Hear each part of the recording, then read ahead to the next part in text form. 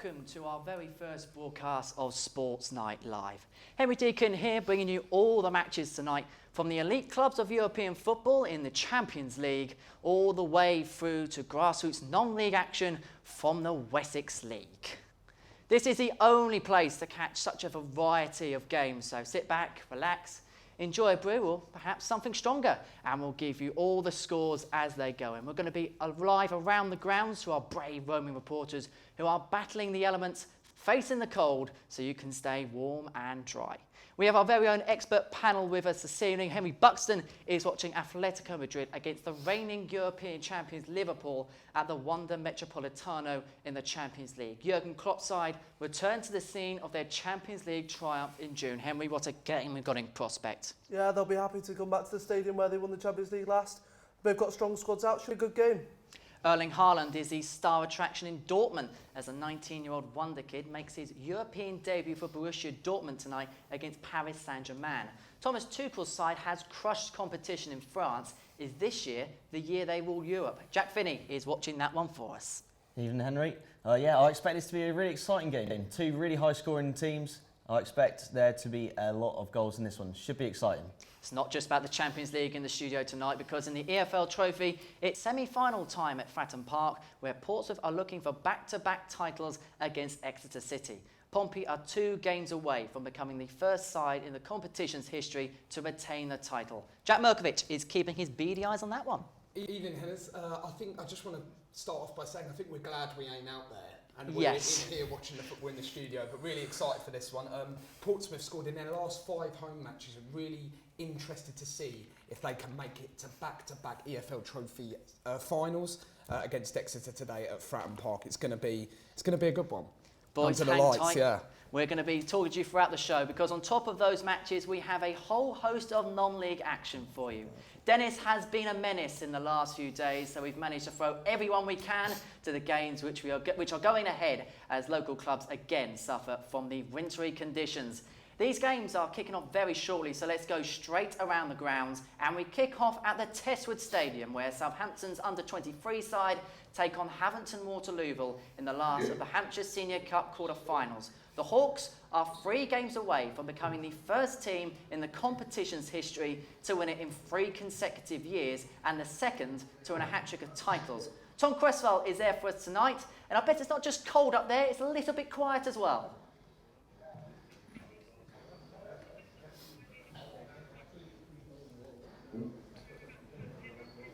Good to see the Gremlins are there already. It's a great start to the night. Anyway, let's go elsewhere then in the National League South. Oxford City host Dorking Wanderers at Court Place Farm. The visitors were only formed in 1999 and made the jump to Step 6 for the first time this season and are in the playoff spots. They're watching for us, Wes Spearman.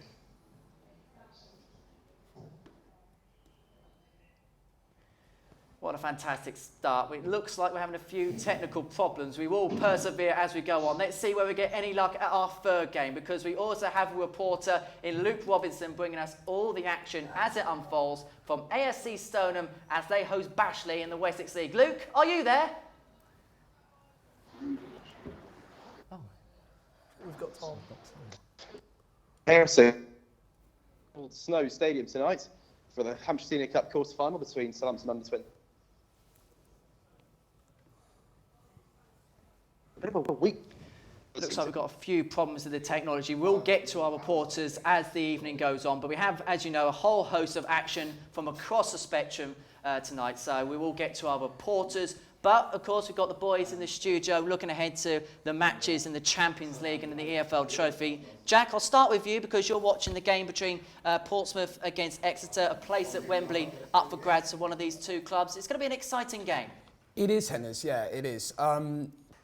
Just talking, a little bit about team news. Pompey have made 2 changes from their last game against Shrewsbury. Ben Close and Evans come in. McCrory comes in for Evans. Exeter, though, have made 10 changes. Only their goalkeeper, Lewis Ward, keeps his place. So, you could say the omens are going towards Portsmouth, but, it's a cup game. Anything can happen under the lights at Fratton Park. I'm sure it's going to be a great atmosphere, but I do fancy the home side to prevail and go back to Wembley once again. So then, let's head over to our reporters, and we will Kick-off over at AFC Totton, where it's the Hampshire Senior Cup quarter-final between Southampton under-23s and Havant and Waterlooville. There for us this evening, a very good evening to Tom Cresswell. I'm here at a wet and windy snow stadium at Totton tonight for the Hampshire Senior Cup quarter-final between Southampton under-23s and Havant and Waterlooville. The team selection's a bit of a weird one for Southampton. The under-23s have sort of disappeared, really, and the under-18s have come out for tonight's match. If you look at the Havant team, it's a lot more different. Okay, yeah. Joseph Ayunga starts alongside Alfie Rutherford, the normal league starting partnership, so they're definitely looking out for the win tonight. I'll be here all night reading your live updates, and I'm Tom Cresswell. Be a very interesting game, that one for certain, up at AFC Totton this evening for Southampton under-23s against Havant and Waterlooville in the Hampshire Senior Cup. So let's go elsewhere around the grounds. In the National League South, Oxford City hosts Dorking Wanderers at Court Place Farm. The visitors were only informed. In fact, we won't be going there quite yet. So let's continue our preview to the games. We've got a few gremlins here early on in the broadcast. Apologies about that. We will get to our reporters as the evening goes on. Let's talk to you, Henry, because you're watching the European champions this evening, Liverpool. They are up against Atletico Madrid at the Wanda Metropolitana, the place where they won the European Cup in June. Will it be more happy memories for Jurgen Klopp's men tonight? Well, I hope so. They've got a squad out tonight. They'll be happy to be back at the stadium where they did win.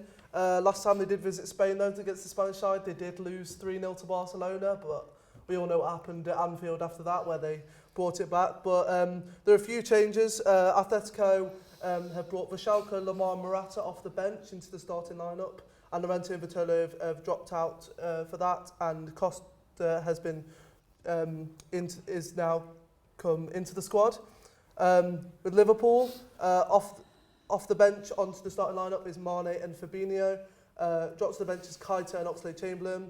Minamino is in the starting, is on the bench tonight, and Lallana has been totally dropped from the squad. So that's the lineups for tonight. Do you want some good news? We're going to one of our reporters because Oh, Luke that's good. Robinson, That's good news. It's fantastic news because Luke Fantastic. Robinson is bringing us all the action as it unfolds.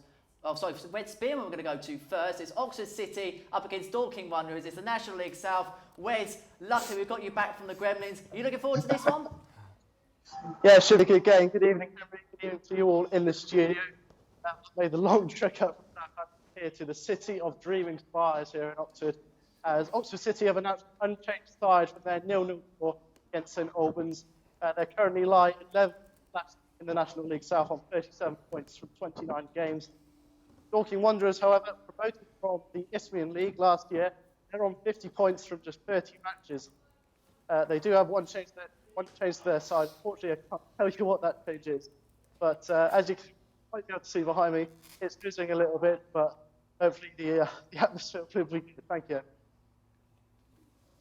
So Wes Spearman then looks like he's talking to Daleks there in that stream, I must say. Yeah. But a big game, that Oxford City against Dorking Wanderers in the National League South. We'll get to that one, of course, with all the key updates as it happens. Let's stay in the studio to some of our games elsewhere. Jack Finney, you're watching the other Champions League game tonight. Borussia Dortmund up against PSG, and it's possibly the Erling Haaland show tonight. The youngster making his European debut for the Yellows. Yeah, potentially. Yeah, he's making his European debut. Obviously, he did play for RB Salzburg in the qualifiers, scoring 8 goals in the 6 games there. So he has got European experience. Little. The Dortmund side is unchanged from their previous win in the league 4-0 against Frankfurt. So they'll be in good form. However, PSG, they've made 8 changes from their 4-4 draw in the league. Neymar is coming back from an injury, so he also scored in the group stages. So this will be a very exciting game. Potential to see Haaland score another goal. And Dortmund haven't lost at home, Jack, all season. No, Dortmund haven't lost a game at home. 8 wins and 3 draws in all in the league. So that is very impressive in the league without a loss. Yeah, definitely. They are third in the Bundesliga as well. So that is looking good for them. And away from the away record for PSG, they've got 10 wins, 1 draw, and only 2 losses. So both sides doing well away, doing well at home, so Except for this could be very good.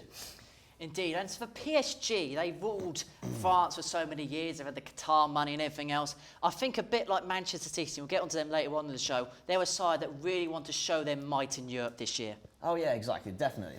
They definitely want to do that. I mean, they're winning the French league most seasons, so to get a European win, that is their main aim now. And yeah, they've put out a really strong team tonight. The front three of Di Maria, Mbappe and Neymar. So the strength for this side, they obviously go and taking this very, very seriously as their main European competition. So expect big things potentially from this game. Indeed, a fascinating game in prospect this evening as Borussia Dortmund take on Paris Saint-Germain. It's the second of our Champions League games this evening. Plenty of action, so do stay with us throughout the night. There's a lot going on, plenty of games, reporters all over the shop, so do not move your seat. Get yourself a cup of tea, get yourself perhaps something stronger, stick with us throughout the evening. And of course, you can follow us on social media. Our Twitter handle is @SolentSportsNews. So for everything you want to get involved with this evening, do get in touch. It's @SolentSportsNews. The handle is #Newsnight to get involved with us here this evening. And the boys, of course, will be keeping their beady eyes across all the games. 3-star matches, the one at Fratton Park kicking off very shortly indeed as Portsmouth take on Exeter City. And of course, we'll be following the European champions and the other title we've just spoken about. But before we do that, we're going to head over to the newsroom now, because it's not just us in the studio slaving away and our reporters who are braving the elements and braving the cold. We've got a fantastic team over in the newsroom trying to bring you all the stories for our social media feeds and across our online output tonight. And I'm happy to say there for us this evening, looking at all the action as it unfolds, is Sophie Reynolds. Sophie, how is it looking backstage? Thank you, Henry. We are getting very busy here in the newsroom. We're going to go over to the Champions League team first. Owen, you are looking at the Borussia Dortmund PSG game for us. How is your preparation going for the game? Very well, just rounding up all the stats and the facts for the game. And looking forward to it. Thank you very much. We'll be coming back to you at half-time to see how your match report is going. The other game in the Champions League tonight, we've got Liverpool, Atletico Madrid. So how's things going for you, Matt? Essentially the same, to be fair, just gathering the lineups and seeing how both sides are going to set up, and then we'll see how the game unfolds. Thank you. We'll be back again at half-time. And lower down in the other leagues, League One, National League South, we've got Rosie keeping us up to date on the website. How are things going? Yeah, all right. Just waiting for games to kick off and get some information in. We've got reporters at most of the games, so just waiting for them to send back in what's going on and get it all up on our website. Perfect. And what website can they find this update on? So it's solentjournalism.co.uk. Perfect. Thank you. I'll be back at half-time. Moving on, you can also follow us on social media. Bridget is up to date on the social stuff for us. What have you been looking at and where can it be found? We're running all over the place, radio and TV studios, just keeping everybody up to date with what's going on in the news day. These are our Twitter and Instagram handles for anyone who wants to follow. Thank you very much. She's doing a great job on Instagram. You can see what we've been up to, eating, drinking, and what work we've been doing. And finally, Nan, how have you been getting on with your live blogging? I've been getting on fine. The matches are interesting. Mane's in for Liverpool, so yeah, tune into the live blog. All the latest Champions League updates coming from here.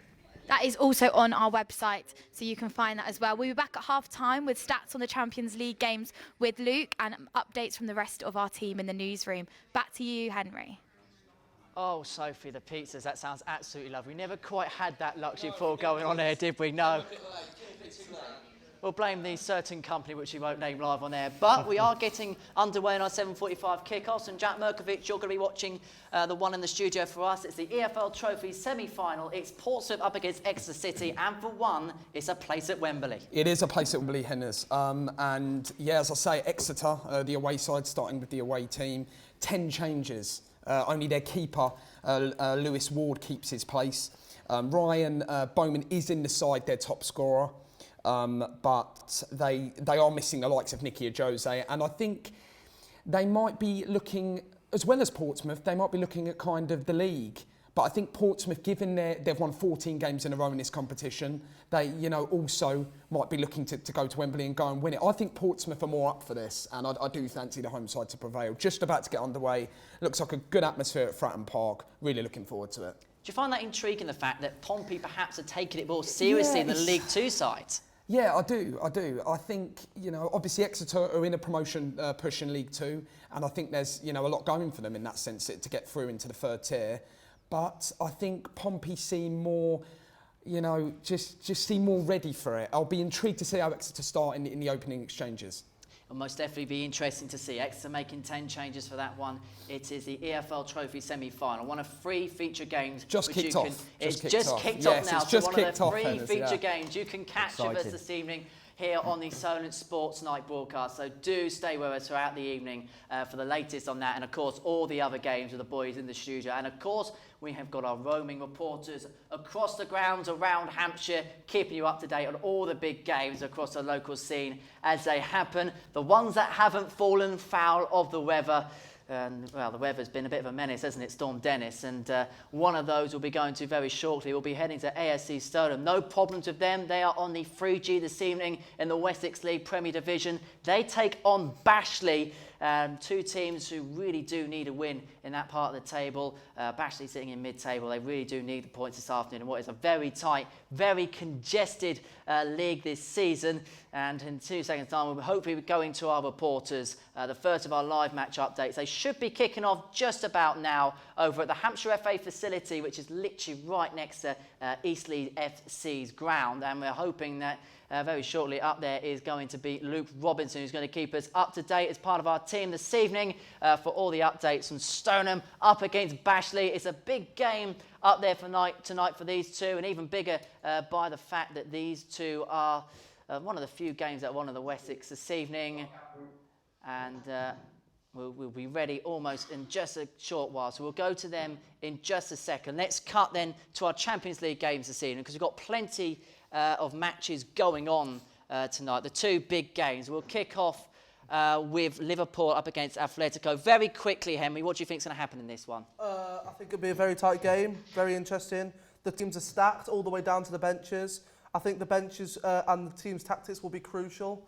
And I think that the big game players will be, if they are coming off the bench, Costa and Divock Origi for Liverpool. Indeed, Henry, thank you. And we're lucky to say that the Gremlins have passed for now. We can cut to Luke Robinson. He's live from Stoneham against Bashley. Luke, second time of asking for a match review. You've braved the elements on the 4G there, Luke. Well, it certainly was a long journey to get here. 2 games we went to, which were all both called off. Now we're here at AFC Stoneham, title leaders in this division. We certainly are true dedicated professionals, I think.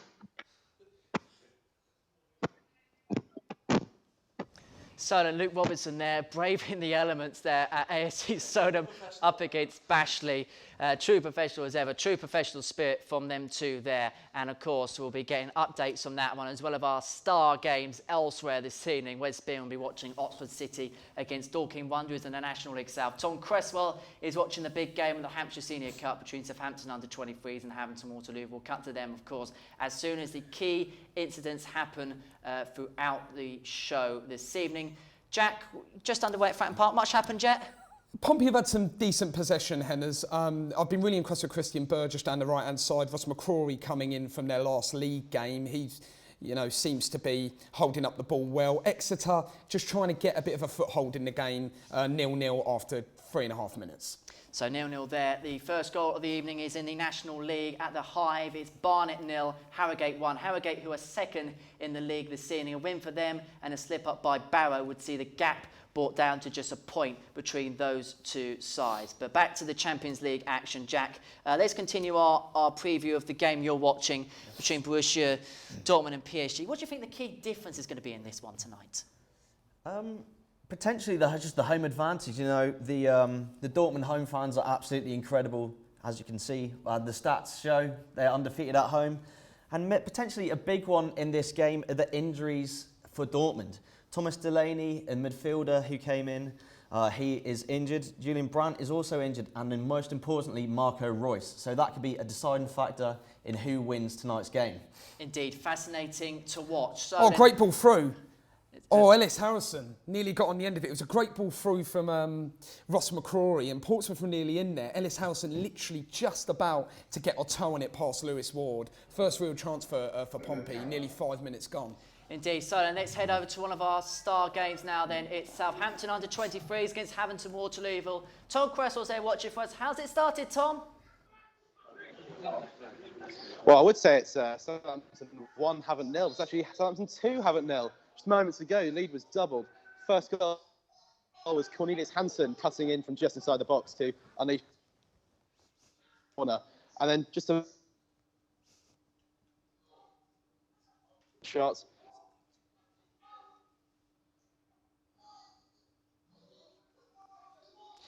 Some gremlins there. I can't believe that. I haven't already 2-0 down. Right, let's go over to Wes Spearman. He's watching Oxford City against Dorking Wanderers in the National League South. Wes, how's it started there? Well, it started off very well for the home side. Zach the veteran for Oxford has scored in the 4th minute. Unfortunately, I couldn't quite tell you how it was happening as I was trying to get to a suitable spot. But Oxford 1-0 up inside 5 minutes here at Court Place Farm. Oxford City, who are in mid-table in the National League South, Dorking Wanderers occupying a playoff spot, and as you heard there, far from ideal start to Havant Waterlooville. Far from ideal, but I think the weather is a massive. It's been a massive issue. A lot of the the games have been called off tonight, and it's good that we've got some non-league action. Yeah, I was a bit surprised to see that, considering what Tom said. They've maybe fielded a weaker side than the under-23s, so not performing at the moment. Yeah, no. I don't want to be one to kind of be the curse on things, but the only other time having lost a game in the Hampshire Cup, I wasn't there. And we can go back to Tom Cresswell for another update at the Snow Stadium. Is it more good news for Southampton? Is it more misery for Havant? What's going on there? Well, I'm not sure if you can hear what I was saying a moment ago, but it's now Southampton 2, Havant 0. First goal, Cornelius Hansen stroking into the bottom corner. And the second was just a rebound off another Hansen shot, just poked away into the bottom corner by Caleb Watt. Just over 5 minutes gone, and that's Southampton under-23s 2, Havant Waterlooville 0. Try and keep a brave face as Havant go 2-0 down. The curse has got even worse, mate. The curse has got even worse. This is not going well against the second string Southampton side, 2-0 down. How many minutes have we played? 7? About 5 minutes there. Don't make the curse worse, please. Don't. Just need a poppy goal to cheer you up. I need something to cheer me up, put it that way. But as I say, we're about to get underway in our games in Europe tonight. Henry, you're watching, as I say, Atletico up against Liverpool. The teams will be in the tunnel at any point now. How do the two teams look in there? Can't see at the moment, but hopefully they'll be looking. They've not come up yet. Looking motivated to go out and play. They'll be motivated, Yeah. I'm sure that Jurgen Klopp's given them a good team talk with Liverpool. They're not in the tunnel yet, unfortunately, so you'll have to come back to me. With Liverpool so far ahead in the Premier League standings, let's be fair, I think it looks as if Liverpool more or less dead certs now to win the Premier League title. Have they got the chance now in the Champions League to really go for it, knowing that they've got such a cushion at the top of the Premier League? Well, anything can happen at this stage, really, but I think that because they've got such a big lead at the start, they really do need to start focusing on the Champions League. And I wouldn't be surprised if Jurgen Klopp, we know how he acts in the domestic cups, he might start thinking of fielding worse teams in the league to solidify his place and maybe even win the Champions League again. So we don't really know, but I think he'll try and go undefeated in the league and also win the Champions League, which will be his ultimate goal. Would a victory for Liverpool in the Champions League and an unbeaten season beat what Manchester United did back in 1999? Oh, it would be a debate. It'd be a debate. I'm not a fan of either, so I wouldn't be able to say opinion-wise. I wouldn't be able to say, but I do think it would be some feat. I think it would be a major achievement. It would be Let's put it that way, a major achievement. And let's just leave it at that. It could beat it. I think it would beat it, actually. But the teams are in the tunnel. How do they look in there? Atletico are there. Don't look phased, look quite happy. The Liverpool team aren't out yet. So we'll find out there. Perhaps mind games from Jurgen Klopp's side ahead of that one against Atletico Madrid. Jack Finney, the teams to be close to going in the tunnel over at Signal Iduna Park. The big one, Borussia Dortmund up against Paris Saint-Germain. Is Thomas Tuchel under pressure to really win the European Cup this year? Yeah, I think he is, to be honest. Obviously, the furthest that they've reached in the Champions League is only the quarterfinals. So for a team like PSG, where their main focus most seasons are the Champions League, that is a pretty much Well, quite a last big year- underachievement, really, isn't it? Last year they lost to a certain Manchester United. So, Yeah, I think the bit of pressure is VAR. on massively to... And also, say Tuchel used to manage Dortmund, so he may have a bit of a one-up knowing about that Dortmund side, and they're just walking out now. Interesting. We'll cut to you as it goes. Jack Mogridge, of course, a Manchester United fan. So any moment you could get a Man United pun in, you were going to get it. One in. Well, let's go to one of our games we've been called off this evening. One of the really, really late ones have been called off across the programme of matches we were covering this evening. Cam's Order is the destination for it. Fairham Town were due to be taking on Baffin's Milton Rovers. That one taking place in the Wessex League Premier Division. Unfortunately, Dennis the Menace up at Cam's Orders, and Dan Coughlin can give us all the latest from that one.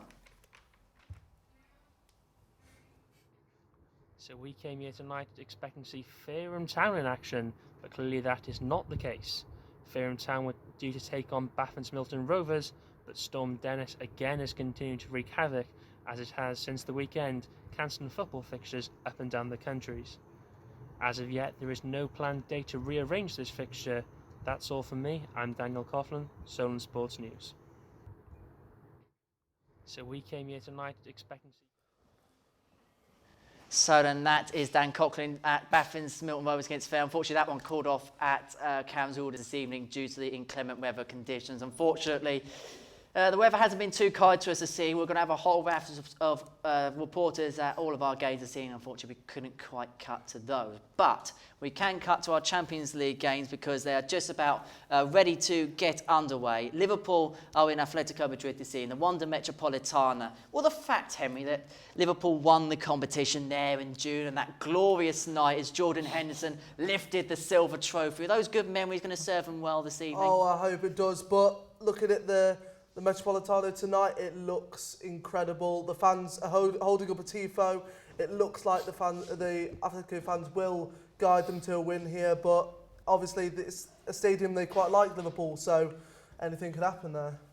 Indeed, be interested to see how that one pans out as that one gets underway. And of course, we'll keep you up to date with all the games as they happen. There's a few games as well in the EFL, all of them goalless, 2 in League One, 1 in League Two, and one involving your beloved beloved Plymouth. Beloved Exeter. Please don't say beloved. Oh, Ellis Harrison. Well, that's the first out. That is a great ball for Pompey into Ronan Curtis, who cuts aside, blazes it over. I just want to see a bit more, Hennis, from Cameron McGeehan. He's darting down the left-hand side, trying to play Ronan Curtis in.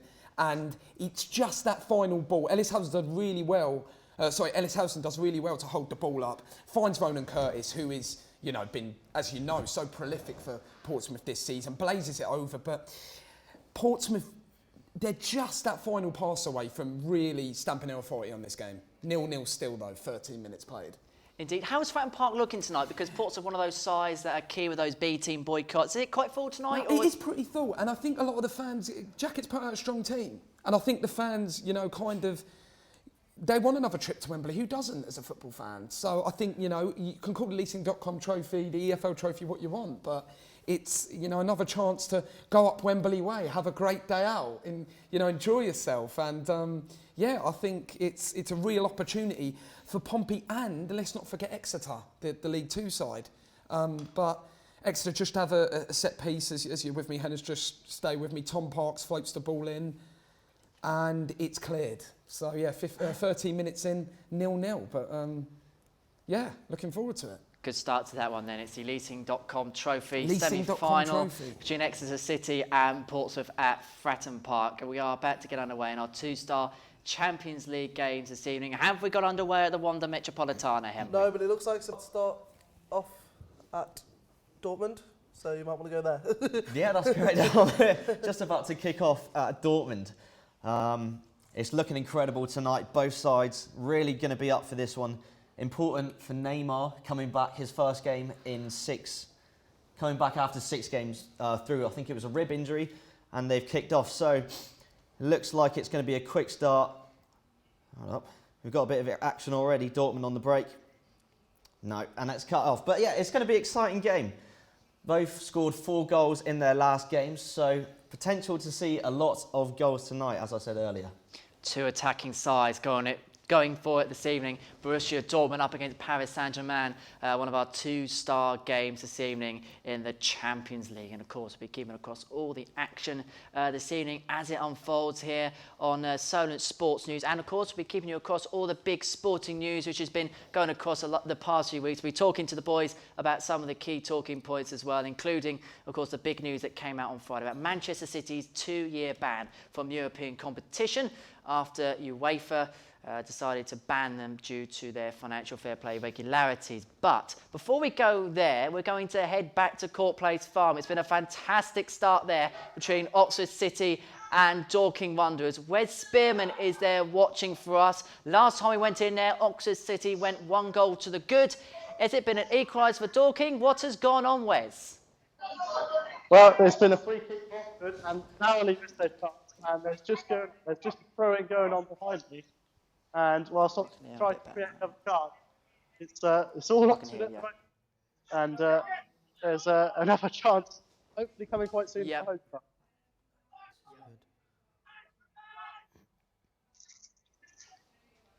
So, and Wes Spearman there watching.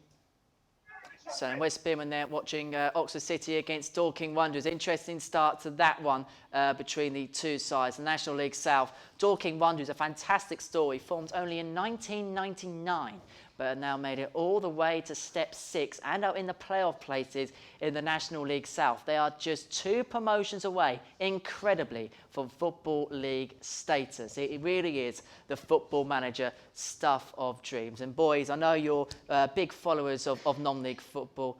It's a fantastic story that involving Dorking Wanderers, hasn't it, over recent years. Their meteoric rise from obscurity, playing parks, pubs football, all the way over now to playing against the likes of Maidstone, Havant and Dartford.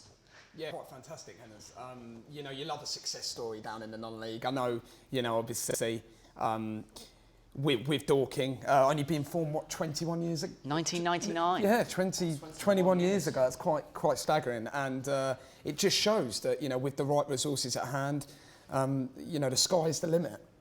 Indeed, there's so many fantastic successes. Coming out with the cliches now. The cliches have already started. It's going to be a long night, folks, with the cliches. And let's go over to Henry. He's just got underway. Atletico Madrid against Liverpool. How has the tempo started in that one? Atletico is slightly on top, in my opinion, really. They're passing the ball around. They've definitely had the most possession. But the front two just haven't had the delivery yet, unfortunately. So Atletico is slightly on top here. So, interesting start there between Atletico Madrid and Liverpool. Remember, Jurgen Klopp's side won their 6th European Cup at the Metropolitano in June when they beat Tottenham Hotspur by 2 goals to 0. A fantastic evening there for Liverpool in Spain. They'll be looking for more of the same at that stadium later on the season. Remember, the first leg of that tie, and of course the away goals could be so crucial. Diego Simeone's men do know how to make a Champions League final. Have made a fair few in recent years and will be hoping to do so again. But for Liverpool as well, Henry, the incentive of going to Istanbul, what memories do you reckon they have there? Oh, massive. Yeah, they'll be happy to go there to a final again, I'll tell you that. So, yeah, as you just left me there, Atletico had the best chance so far. Morata nearly headed it in, and it's a goal! It's a goal! It's a goal?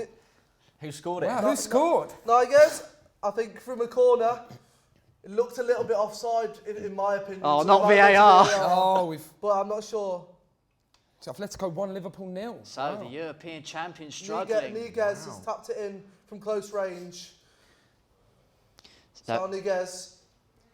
I was just about to say, Hennes, about Liverpool's team being so strong, man for man, but conceding at a set piece by the looks of it. 1-0 down. Fabinho makes a glaring error there. It bounces off his foot. He's not looking anywhere. So it can't be offside because it came off Fabinho's leg. So it is 1-0. Right. I'm just going to quickly cut from you because Luke Robinson is ready at Stoneham against Bashy. How's that one started, Luke?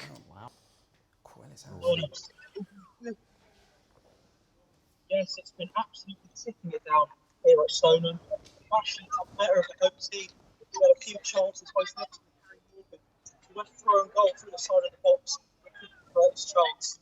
Bashley, the dominant. Stone Well, 1-0. apologies about that. I think, well, we can just about get the gist of what Luke Robinson is Another saying. one of the He's in a gremlins. time warp Another there, one I of the think, gremlins, something like that. I think he was stuck in Doctor Who's TARDIS for a second there. We will sort that one out as the evening goes on. We will get to Luke Robinson as the evening goes on, as well as the rest of our reporters at our Stargates. 3 goals in those games already. We won't talk about the 2 at the Testwood Stadium, but we'll quickly go back to you, Henry, because we did have to cut you off there for a second. Yeah, it's fine. Liverpool goal down. Yeah, now, they're they not just used to did being behind, are they? So this is a big test of their character. Yeah, they just did about a minute goal check, but obviously it came off Fabinho. We all saw that, so it was standing the goal.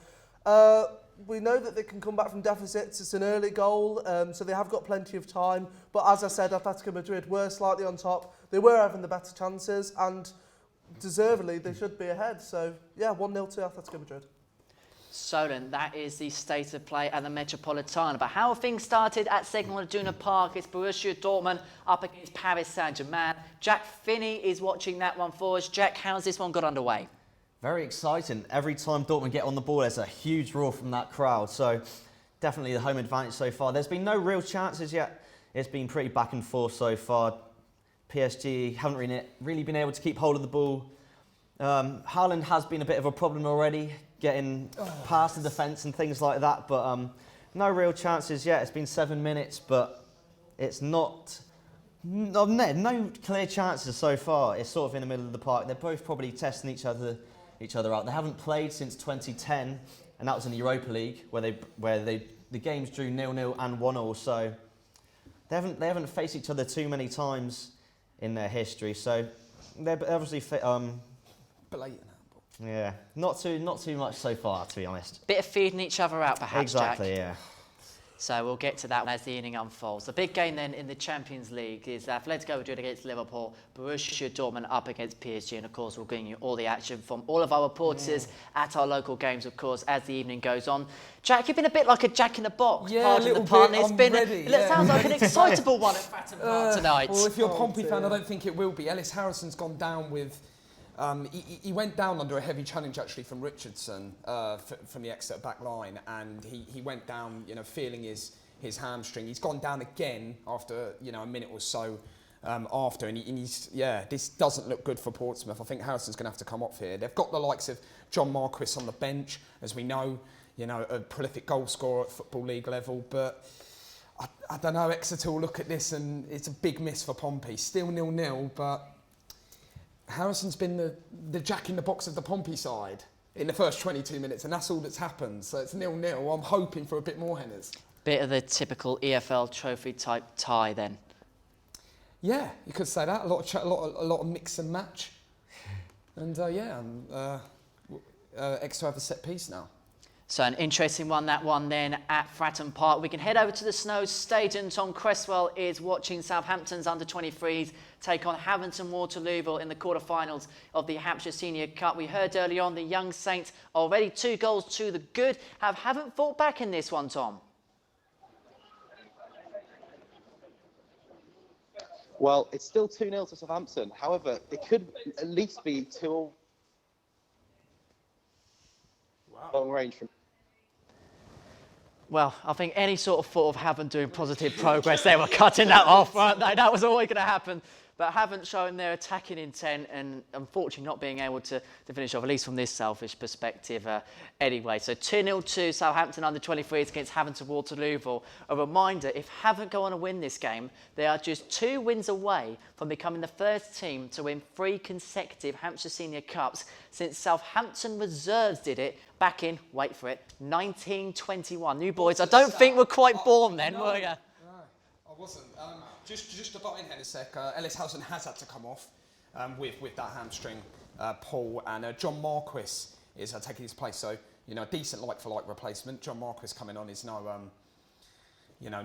he's a great player, but I think it might ruffle the Pompey chemistry, and hopefully, for their sake, they can, find a bit of form and find that opening goal. Ooh. Find that bit of it. We'll go to you in just a second, Jack Finney, at the PSG against Borussia Dortmund game, because I do believe we can go back to the Snow Stadium, that the Gremlins are hopefully behind us, and fingers crossed Tom Cresswell can show us the whole of his report there. And there was the back of his head. Well, I don't know if you heard me a moment ago, but Havant should definitely be back in this by at least one goal. Oyunga and Rutherford both coming close, but close of all was the winger Tarbuck, who, after seeing Scott was in no man's land, went for an effort into an open goal, but miraculously cleared off the line by a Southampton defender. But as it stands, it's still 2-0 to Southampton under-23s. Havant getting their way back into that one then at the Testwood Stadium between Southampton under-23s and Havant to Waterloo. Tom Cresswell there managing to turn around and hear us all in the end. So all good there. We got the line perfectly communicated at the Snow Stadium. Jack, we are going to cut to you now. Before we went to Tom Cresswell, there was a chance in your game. Yeah, there was a great chance. Neymar was fouled about 25 yards out. He's the one who took it. He's bent it around the wall and it's just gone wide of the keeper. It looked like if it was a bit higher and a bit slightly the other side of the post, that was beating the keeper and PSG would have been 1-0 up. But Neymar is starting to come into this game just a little bit now. But Dortmund at the moment in possession of the ball and still 0-0, 11 minutes in. But it was a great chance from Neymar to start off the game. So then that's the update from PSG up against Borussia Dortmund. And of course, one of the games that was called off this evening was at Poole Town. They were due to take on Hendon this evening in the Southern League Premier Division. Unfortunately, it's not the first time they've had a game called off this season. Our reporter there, Ben Burgess, managed to catch up with the chairman of Poole Town. Okay, so here at Poole Town, yet another game postponed, the third in a week for the club here at the Black Gold Stadium. The referee has deemed the pitch unplayable in the last few moments. Alongside me, Chairman Chris Reeves. Chris, I mean, it's not a great situation, is it? When it rains, it pours, and it really is pouring on Poole Town at the moment, isn't it? Yeah, you couldn't make it up. We've only played 8 games here all season. We've spent a considerable amount of money digging a pit and buying a pump which gets rid of the water as best it can. And the only other thing that we can do is dig up the whole pitch and relay crushed drains, which we reckon cost between £80,000 and £100,000, and obviously would take a hell of a long time to do. So it's just completely and totally impractical. And from what sort of we've heard as we've been coming in today, I mean, both teams apparently wanted to play. The referee didn't want to play on this pitch. I mean, what did he say to you ahead of the game? Well, when he arrived, he said that he was going to wait until Hendon arrived before making a decision. Hendon arrived and they want to play. Their chairman wanted to play, the manager wanted to play, we want to play, but the referee deemed the pitch unplayable. I mean, as a club, we've done everything right. We had a pitch inspection at 1 o'clock, and because of the situation which happened last Tuesday, I asked the inspecting referee to contact the match referee, to have a detailed conversation with the match referee, and relay to him exactly what the inspecting referee, what his opinion was of the pitch, in order that they could together make a decision. And that decision collectively was that the pitch at 1 o'clock was playable. The forecast was light rain at 2 o'clock and light rain at 6 o'clock. The light rain came at 2 o'clock and that was fine, but the rain at 6 o'clock was absolutely torrential for about a quarter of an hour, and that's what killed us. And you say the club have done everything right, and obviously 3 games off in a week. Of course, Poole's games haven't been the only ones postponed as well, but what does it mean really financially for the club to have 3 games called off in such close succession as that? Well, it's not just those 3 games, is it? This has been a season like no other, and we have a restriction on the in planning terms on our clubhouse as to how when we can open it. We get good attendances on match days. The match day revenue is absolutely critical to us. When you're running a business and you plan your cash flow, you plan, you anticipate what money's going to come in, and you plan what bills you're going to pay with that money, and then all of a sudden that money just doesn't happen. It makes it extremely difficult. And bluntly, the directors of the football club had to find a hell of a lot of money from their own pockets to keep the club alive. And just finally from me, I mean, there's quite a few games left in the season, I believe 18, and not many weeks left as well. How worried are you that the club are going to have to play on other days, for example Thursday nights as they have done in the past, Tuesday, Thursday, Saturday.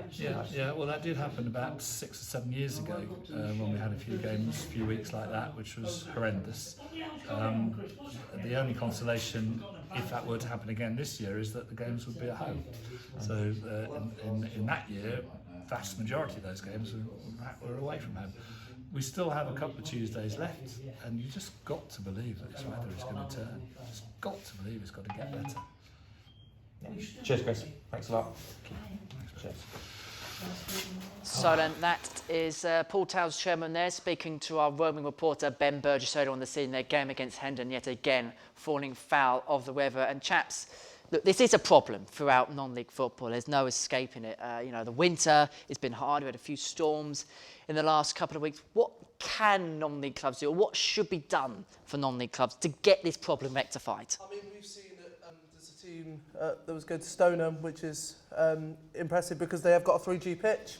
And I think clubs need to, if they want to have constant games on, especially with storms like this, they need to invest in a 3G pitch, because just keeping up on the grass, I know grass is better to play on and it's a much nicer surface, but I think 3G pitches are the future here for non-league clubs.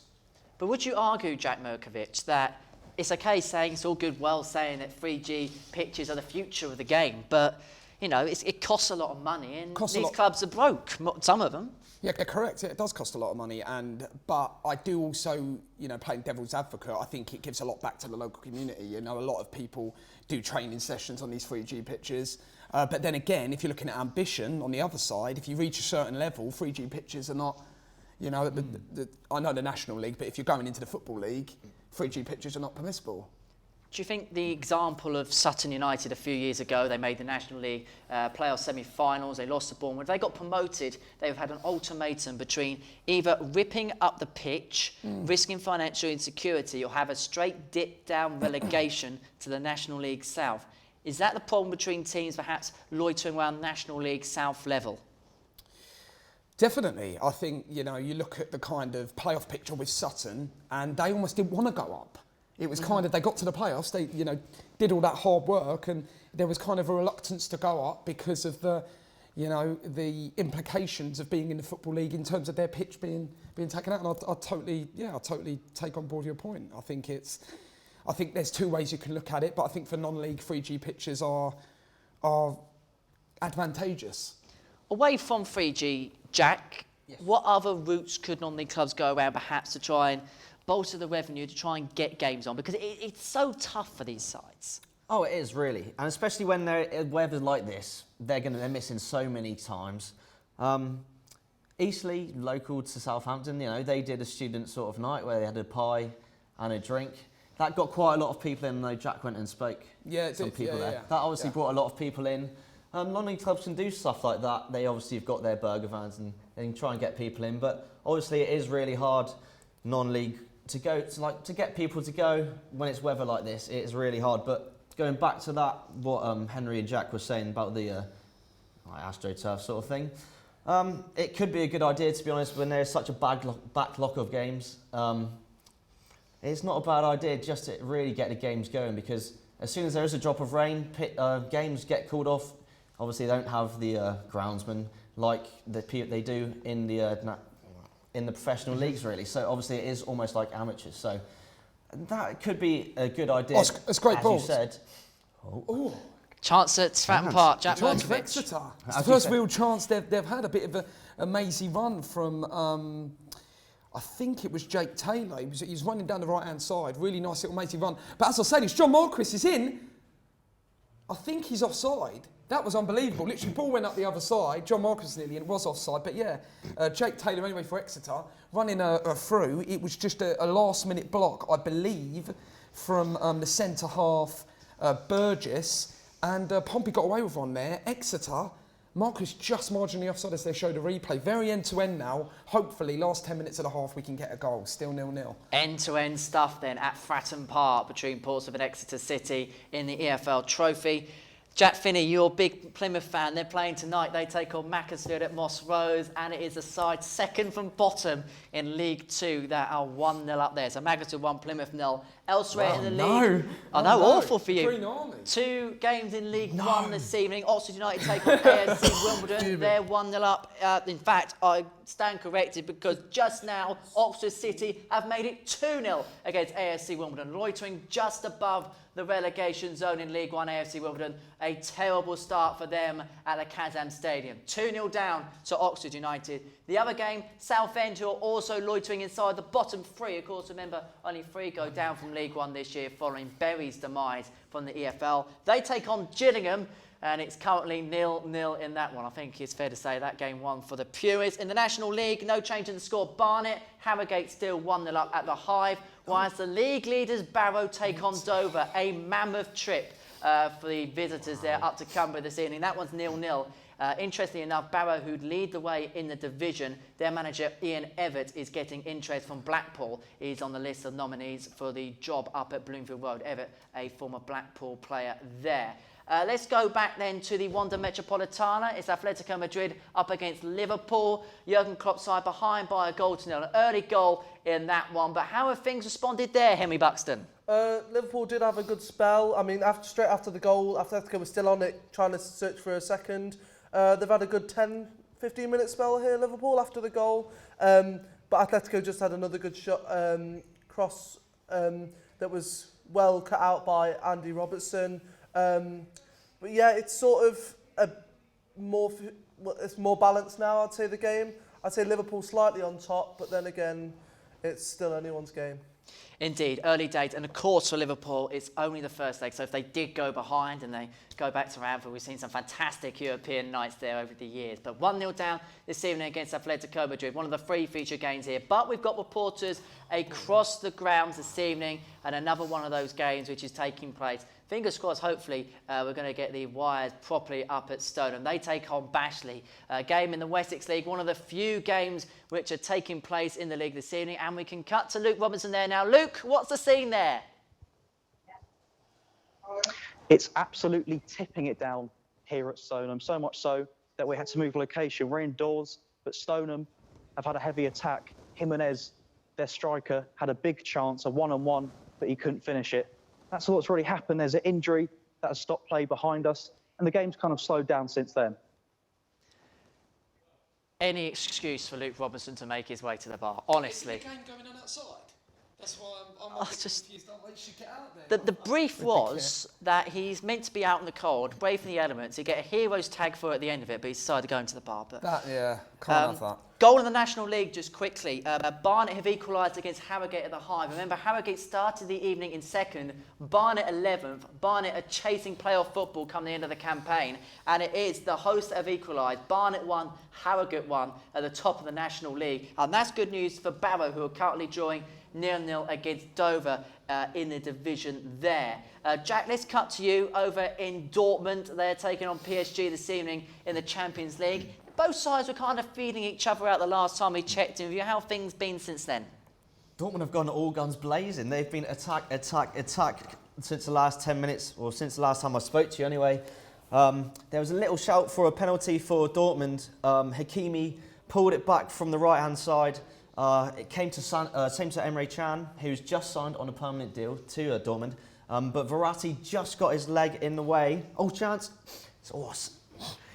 It's getting exciting. And there was also a free kick for Dortmund, a corner at the back post, headed, and it hit the top netting. And just then, Sancho on the left-hand side, gone right past Marquinhos and drilled it across the face of the goal, but it was saved by Keylor Navas. So Dortmund are really going attacking here, and Paris potentially struggling to get into this now. Dortmund really just pressing high and getting in the faces of Paris. So it's really heating up at the moment over here. Jack, thank you very much. Hard work from you as ever. And elsewhere, the other people working hard are our social team, running all across our social media desk, running the Twitter, running the blogs, and everything in between. And we can cut now back to Sophie Reynolds. Sophie, is it getting exciting in there now? In fact, no, we won't quite go to Sophie. No, we just won't. yet. But already- It's getting so exciting, we can't cut over. They've been eating too much pizza. That can't go to the camera. By the way, They've got 16 boxes of pizza out there. We're sitting in the studio. When are we going to get our slices, do you reckon? I'm hoping. I'm hoping we'll get some in about. No, we've got no half-time break. The show goes on at half-time, so there's no pizza at half-time for us either. Incidentally, we're the hard troopers here. They get to go and watch football matches, and we got to go and slave for a few hours. But I wouldn't do it with 3 better people, gents. I'll tell you that for nothing. Let's go back to Fratton Park. Portsmouth against Exeter, EFL Trophy. Jack Merkovic. It's the definition of if KG was in a dictionary, this would be the game. It is cagey. It is very, very, League 1, League 2. Very League 1, League 2, Jack. You hit it on the head. Yeah. A lot of hoofball, a lot of tackles flying in, but no real quality. Morata! Oh, we've had a chance. It's close. It's close. Scared me a little there. Right, but we'll come back to you in just a second. Maybe The that'll action come is back. fizzing up in the studio, but it is also hotting up over at Court Place Farm. National League South, Oxford City, Dorking Wanderers. Wes Spearman's there for us. Salah! Good news in the 40th minute, Dorking Wanderers have equalised. James McShane putting it in the back of the net from across over the far side of the pitch, right behind me there. 1-1 over here at Court Place Farm. So then, Wes Spearman there, equaliser for Dorking Wanderers against Oxford City. Such a compelling race at the top of the National League South this year. Dorking, first time in the division. They are in the playoff spots, but of course, so many decent sides. Your Maidstones and Dartfords are all chasing that magical 7th spot, and of course, with it, a potential of National League football next term. Whilst we cut to Wes, there was a chance over in Madrid between Atletico and Liverpool. Henry, you can update us on that. Well, there was 2 chances. Alvaro Morata down one end. Nearly had a shot, nearly got it through Becker's legs, but there was 3 defenders there as well. And then right down the other end, Salah nearly had a chance, but Fabinho tapped it back to him and he was offside, so no goals there. He did end up getting it in the net, but it was offside, so it's still 1-0 here. Jack Finney, you are gasping over at Dortmund. What's going on there, mate? It's getting exciting. Dortmund are very good at going on the counter here. And surprisingly, he's 6'2", but he's got a surprising amount of pace. He's laid it off to Jadon Sancho. He's cut inside and curled it to the keeper's left-hand side, and it's been brilliantly saved, parried away. But it's gone to Hakimi, and he's shot, and it's just been blocked. So they're great chances for Dortmund. There's been no chances really, except for that Neymar free kick for Paris. So Dortmund are looking at the positive side and looking like they're going to be the most likely ones to score, if I'm being honest, Henry. Interesting one then, that one at PSG against Borussia Dortmund. Jack, let's go back to you, Fratton Park. It's been a game really of highs and lows, of peaks and troughs. What's been going on there? Yeah, highs and lows, Hen. It's people in the air, people on the floor. That's the highs and lows. There's been no real conviction from either side. I want to see more from Portsmouth. Their home record, incidentally, 13 wins, 3 draws, no defeats in their last 16 in all competitions. Quite incredible. And, of course, they've got the big FA Cup tie against Arsenal to come. But they want to get to this trophy final, and at the moment Exeter are more than in the game here. 42 minutes played, not really a clear-cut chance for either side. Get me on the Dortmund PSG game or the Liverpool Atletico game. Oh, I'm jealous of that game too. There's not much happening here. Well, you've had a goal, Henry. Well, I've had a goal. Yeah. We've had 2 goals at Oxford City. We haven't had. We've had 2 goals over at I'll not talk about. Well, we've had 2 goals at Tottenham. I'm hoping it livens up second half. Not long to go until that whistle, which I think, half the fans have probably gone for their pies and their bovrils and all their goodies at half time, because I wouldn't want to be watching this. Well, Jack Merkovic, honest as ever in his appraisal of that game. As we come towards half-time then, across the spectrum of games, whether it's the boys here in the studio watching the Champions League matches unfold, or whether it's our guys braving the elements, getting past the tail end of Storm Dennis to watch our games unfold across the local area. But it's not just those heroes who are part of our team this evening. We've got our newsroom team there. Sophie Reynolds is manning the microphone for us on the other side. Sophie, what's been going on Twitter and across our live blog? Thank you, Henry. The newsroom is getting much busier now. We'll head over to the Champions League people first. So, Owen, Dortmund and Paris Saint-Germain, how are things going? 0-0 for you? Yes, well, the home side have got the edge at the moment, having more shots. But in truth, it's quite a boring game, to be fair. Not much has happened so far. Neymar looked to be pick up a little injury, but I think he's back, recovered from that. So yeah, hopefully things pick up soon. How's your match report going? Are you going to be ready for that final whistle? Easily, 100%. All right, I'll be back. And also, we have got the Liverpool and Atletico Madrid game. Liverpool have just had a goal disallowed. So how are they looking about coming back from this? Yeah, Liverpool trailing early on, obviously with a Saul goal. Responded quite well, to be fair. That's a bit of possession, just kind of building himself into the game. But yeah, Saul's goal ruled out for offside after he played it back to Firmino. It was in an offside position, but they should get back into it, to be fair. How's your match report going? Are you going to have some words written for half-time? Yeah, I should have most of it, like kind of template sorted out by half-time, and then just kind of tidy it up after. We hope so, because we'll be back with them at half-time to see what they've got so far. Rosie's been looking at the lower league games. Southampton has scored 2 goals. Anything else exciting you've had to update? Yeah, Oxford City's been scoring goals, and Southampton, like you say. It's just been updating the website. All of the live feeds are on here if anyone wants to keep up with what's going on in the lower league games. And I'm updating it when we get info from our reporters. And where can they find that to keep up to date on all your hard work? At solentjournalism.co.uk. Thank you very much. Moving on, Bridget's been running up and down to the radio studios and the TV studios, but she's managed to come back for us. How are things going for you? Same old, same old. Just been updating the Instagram live stories. If you want to check out that, head over to our Solent Sports News handle on Twitter. Our mates over there are dealing with everything live with the scores and everything.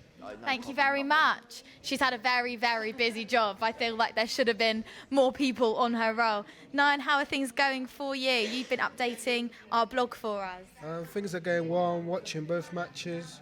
Dortmund are dominating PSG. Atletico maybe should be in front against Liverpool. But yeah, catch more news at solentjournalism.co.uk. Okay, it looks like everyone is keeping up to date on all their roles for now, but we'll see what happens at half-time. I think it'll be a bit more manic when they're trying to get those match reports ready. Back to you in the studio. Sophie, your star, thank you. And of course, you can keep across all the news streams this evening. Follow us on Twitter. Our handle is @Solent Sports News for all the latest updates, live blogs, live tweets.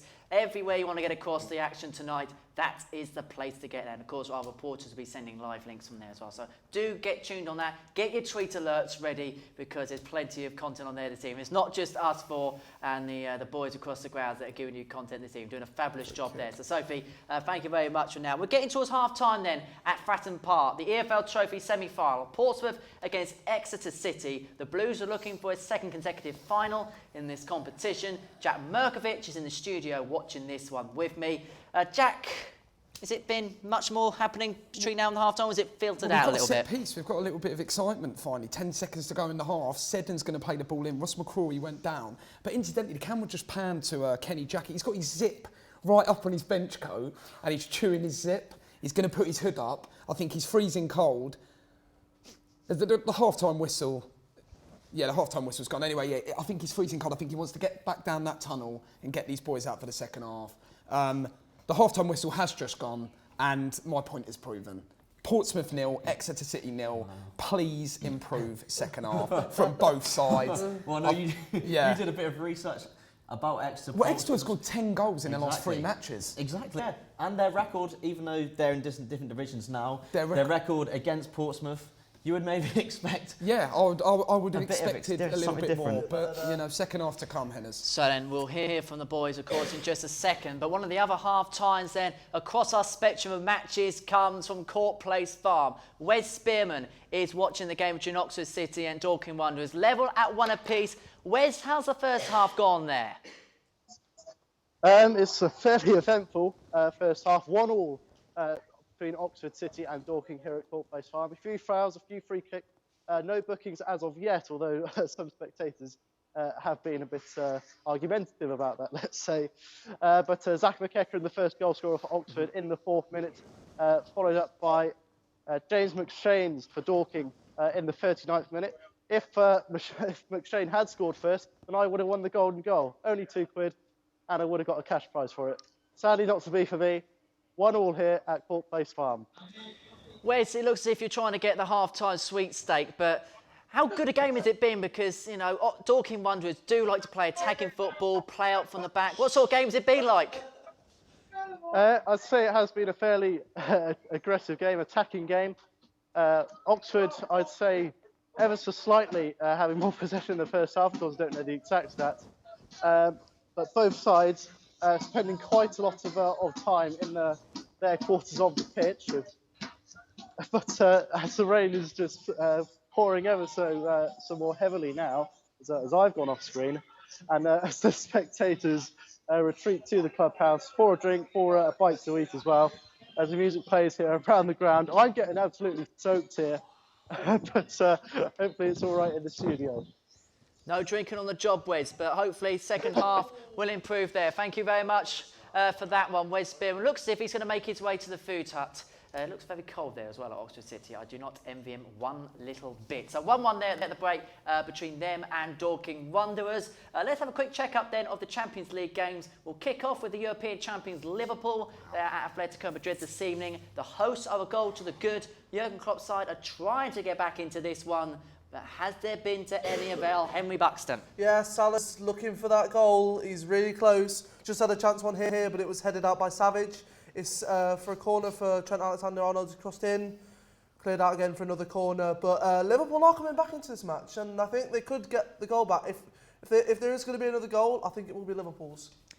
Jack Finney is watching Paris Saint-Germain in Dortmund tonight to take on Borussia.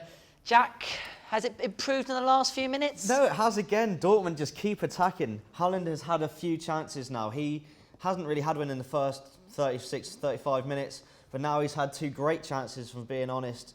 He's there on his left foot, his favoured left foot, cross goal, and it's hit the side netting. He claimed it was a corner. The referee disagreed, and it was a goal kick. Another one, it was a 3-on-2, Emre Can down the middle.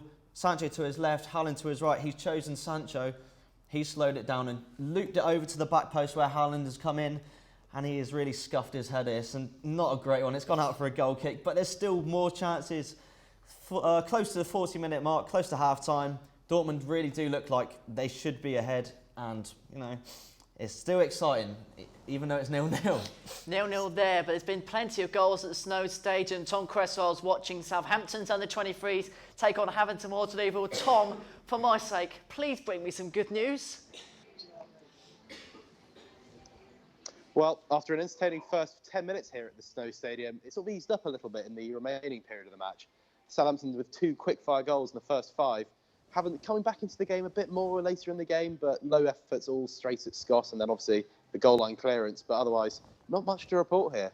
It's half-time. It's Southampton under-23s 2, Haverton Waterloo 0. Tom, I know it's not really high up on the Hawks' priority, the Hampshire Senior Cup, although they are on for the hat-trick. By far their priority is to get into the National League next season. Has it felt a bit leggy by them in the first half?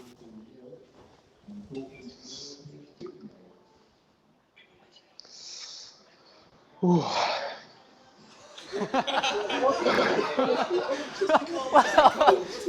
it must be very cold over at the Snow. I mean, they don't call it the Snow Stadium for nothing. Let's put it that way. Tom Cresswell's gone for his half-time cup of coffee. That's all I can imagine it being.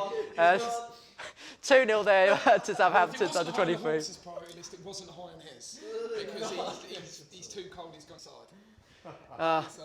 Vintage Tom Cresswell. That is vintage Tom Cresswell up there watching Haverton Waterloo 2-0 down, and I'm pretty sure I'll be getting a couple of WhatsApp messages later on this evening about it if it stays that way. But the Hawks haven't lost a Hampshire Senior Cup game since September 2016. That was against Hartley Whitney, a 1-0 defeat. That was when they were defending champions from the year before, when they beat Winchester City on penalties. Haverton won 3 of the last 4 Hampshire Senior Cups.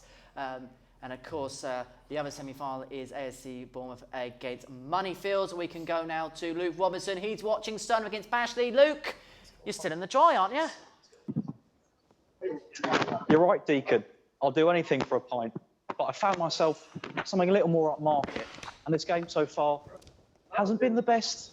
It's back-to-back. It's been quite scrappy. 0-0 between the two sides, Stoneham and Bashley. There's been a few chances, though, most notably Edu Jimenez of Stoneham. He went through on goal, but couldn't convert on his chance. 0-0. Luke, pint in hand, You just used any advantage to get into the clubhouse tonight, seriously, didn't you? Let's be fair. I never know what the fuck to say.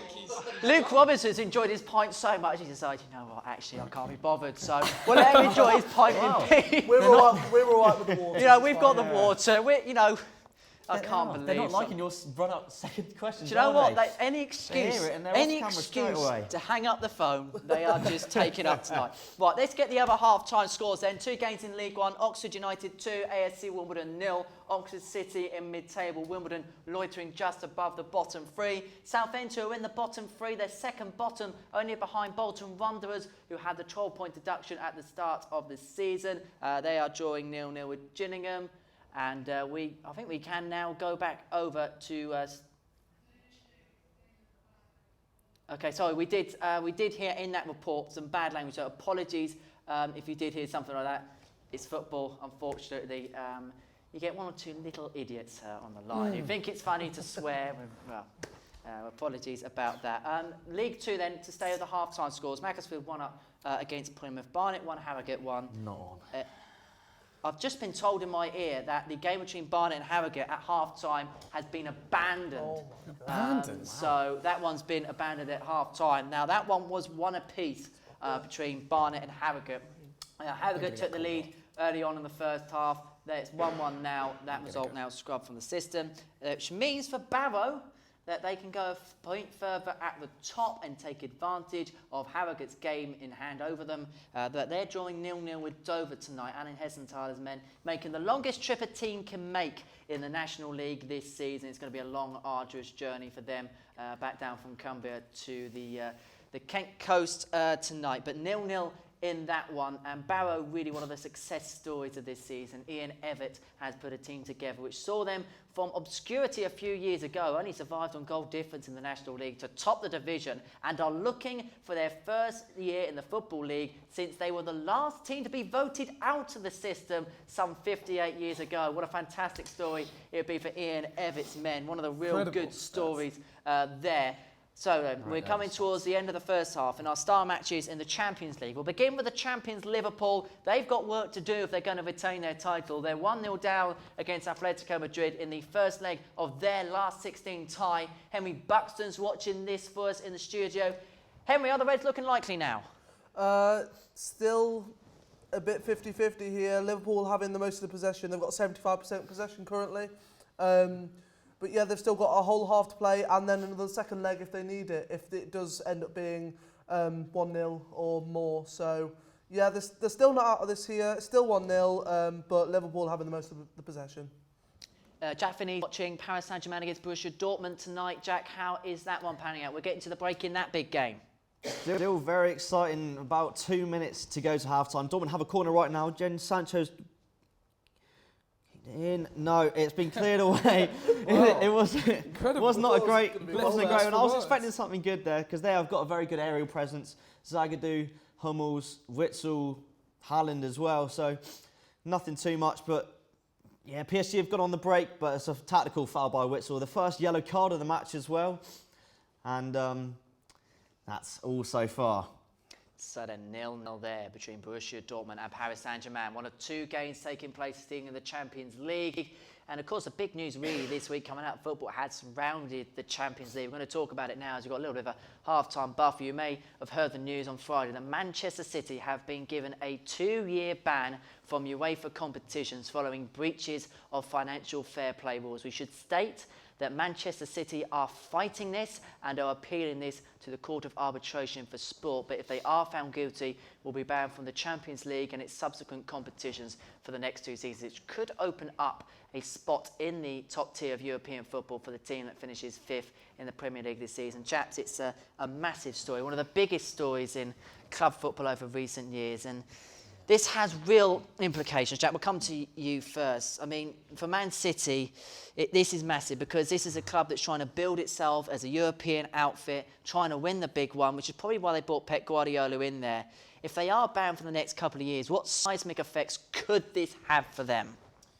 Well, you've only got to look at, the kind of squad they have at their disposal. I think, 12 years ago when the owners took over the football club, I think there was they envisaged winning the Champions League, and Guardiola so far has failed to reach the semi-finals. And I think this ban is going to have a massive effect on the whole kind of team morale. Obviously, stuff's come out in the week with Guardiola and Sterling, backing the team still. But I think a lot of players will be, in the kind of prime years of their career, as De Bruyne is, as, say, Bernardo Silva is, and they're going to be kind of wanting to maybe leave and go on to pastures new. So I think it's going to have a real effect. If it is going to be a 2-year ban, it's hard to say at this moment in time, but, we're looking at it at face value. It's a major story. Pep Guardiola, in his pre-match press conference ahead of their game this week, they got West Ham in the Premier League tomorrow night, said that even if they were put in League Two, he'd stay on as manager. Raheem Sterling, who was also at that press conference, said the same. Jack Finney, yes. Is that key for Man City? Because Pep Guardiola, look, whether you think he's the best in the world or not, he's up there with one of the best. How key in this process is keeping Pep? Of course, we're saying that this does get upheld and they are banned. How key is it to keep him? Because he is such a massive, vital part of the Manchester City cog. Oh, exactly. That would be absolutely massive if he stays. No matter the consequence of what happens, obviously, as we know so far, they've only been accused. There's no defined thing what's going to happen to them. But keeping Pep Guardiola would be absolutely massive. And also players coming out and stating that they're going to say that is also a massive thing. So obviously Pep Guardiola known to be one of the best managers in the world. So for him to say that with no European football for 2 years, potentially, that is huge for them. And going back also, it could have a massive effect on Man City as well. Obviously, it's sort of about the revenue that's coming in, isn't it? Mm-hmm. About how the owners have potentially faked money that have come in, so that has allowed them to buy the superstar players that they can get. Man City are not the Manchester United, the Barcelona and Real Madrid, who have that immense fan base. Mm-hmm. So, obviously, owners have potentially, it's been looked into, they've put money into the club and almost faked it. So, Man City don't have that fan base that like those other massive clubs do. And so, you almost have to look, how long have they been doing it as well? Mm-hmm. Because 2-year ban, you could look in deeper, how long have they been doing that? Is 2 years enough even? Indeed. Henry, of course, what it also does is it opens up fifth spot if it is upheld. Of course, Sheffield United, perhaps the story involved in that all as well. So it could be huge for them. Yeah, or Arsenal. But yeah, it does open up that fifth spot. I think it's very important. It could make obviously Liverpool are running away with the league currently, which makes it a bit less exciting. But I think that run for fifth place now will maybe make the Premier League more exciting again. Yeah, I think it'll help. Indeed, it'll be very interesting to see. And it's also interesting to see as we now head back over to the newsroom. We've got our range of reporters there tweeting and blogging. And of course, if you want to get involved, @Solent Sports News is the handle on Twitter for you to get in touch with the team there. Sophie Reynolds is hard at work. She's our roving reporter there. Sophie, half-time in the matches in the Champions League. How's everything going on there?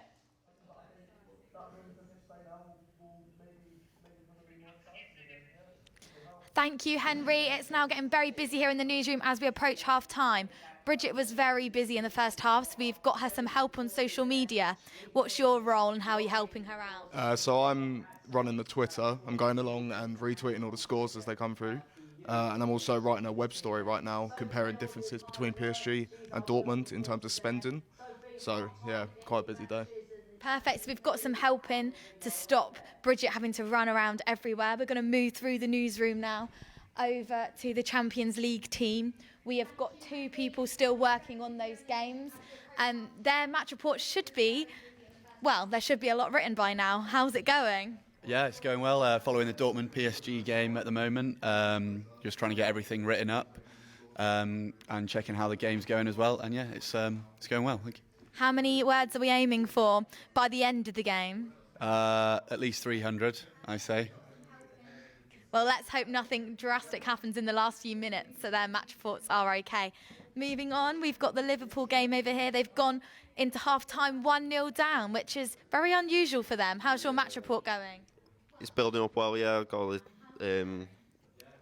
the main events kind of written down on that. No shots on target so far, disappointing. like 72% possession as well. But yeah, we've got all the facts and figures down and starting to take shape with the match report. We've had a lot of anger coming from this area of the room throughout the night, not happy with the score at half-time. Rosie, who's in charge of us all tonight, has been busy working away as well. Rosie, how is your updates going on the website?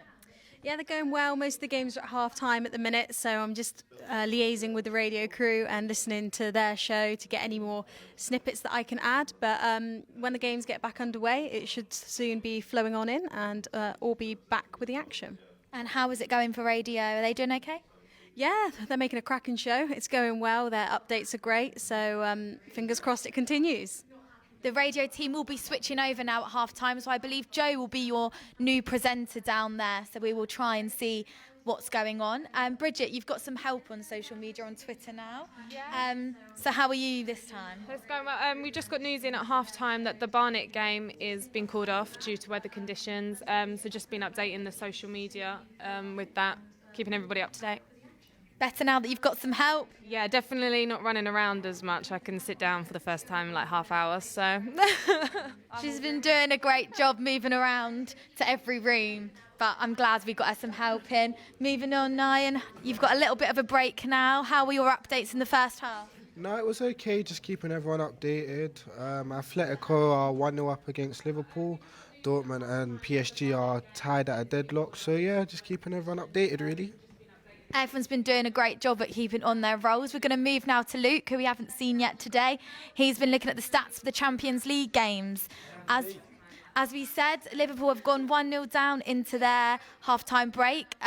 First time in a long time they've been down at half-time. Luke, what have you got to tell us? Yeah, not very good for Liverpool fans. 1-0 down away in Spain. The last time they went back to Spain to the Wanda Metropolitana, obviously they won the Champions League. You'd have to go back to October when Liverpool were last 1-0 down at half-time, and that was against Manchester United. So, yeah, it's not been the best half for Liverpool, but in terms of the game, they are dominating. 71% possession, 390 passes. But, yeah, not winning. So that's the main thing. Do you think they're going to come back in this second half? What do you think their mentality is going to be like? Well, with Liverpool, they're relentless in the league. They're relentless in the Champions League. Obviously won it, went to the final the season before.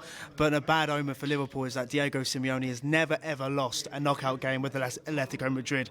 So it'll be interesting to see if Liverpool can come back from this as well. Worth noting, though, the last time Liverpool actually conceded 2 in the Champions League was actually in September, and that was away at Napoli. So you never know, Atletico Madrid could get 2, but as it stands, no shots on target for Liverpool, and a big 45 minutes next.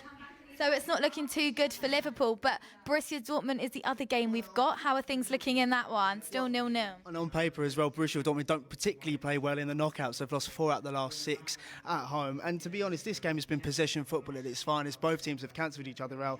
There's been barely any attacking threat, despite the likes of Kylian Mbappe, Jadon Sancho, Neymar, you name it, all on the pitch. Not much of action to report so far on that 45 minutes. 54% possession for PSG, Dortmund's 46% possession. So it's a very, very close game, and hopefully that will improve in the second half. So it doesn't look like the Champions League games have been too exciting, but not too many goals in the first half. The Liverpool game, the more exciting of the two, but just maybe not if you're a Liverpool fan. Back to you in the studio. Sophie, you're an absolute star. Thank you very much for that. The team working very hard behind the scenes in the newsroom. At Solid Sports News is the handle you need to get to contact them this evening. #Newsnight, and they'll reply to your tweets. They're tweeting, they're blogging, so head over to there and you'll find out exactly what they're doing. The second half has just got back underway at Fratton Park. Portsmouth against Exeter. It's the semi-finals, the EFL Trophy. 0-0 at the break. Has the second half started like the first? Well, has the second half started like the first?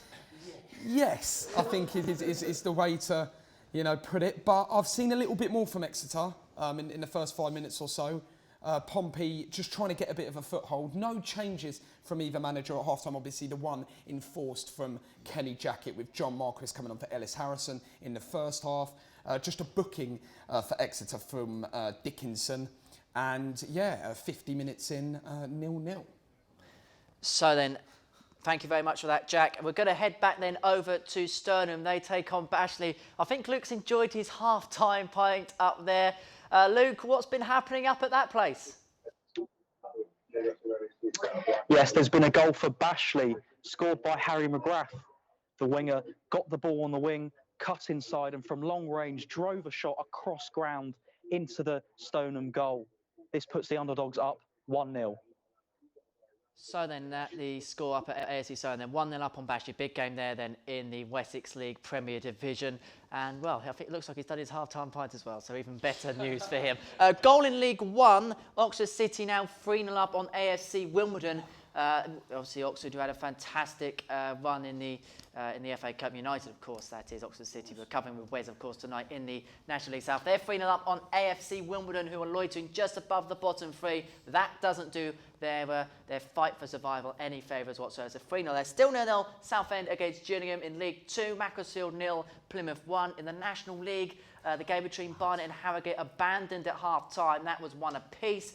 Elsewhere, the leaders Barrow are drawing 0-0 against Dover. An interesting fight at the top of the National League there. Let's go back then to the boys in the studio. It's half-time in our Champions League matches. Atletico Madrid taking on Liverpool. Borussia Dortmund taking on Paris Saint-Germain. Henry Buxton and Jack Finney, the team watching this alongside me this evening.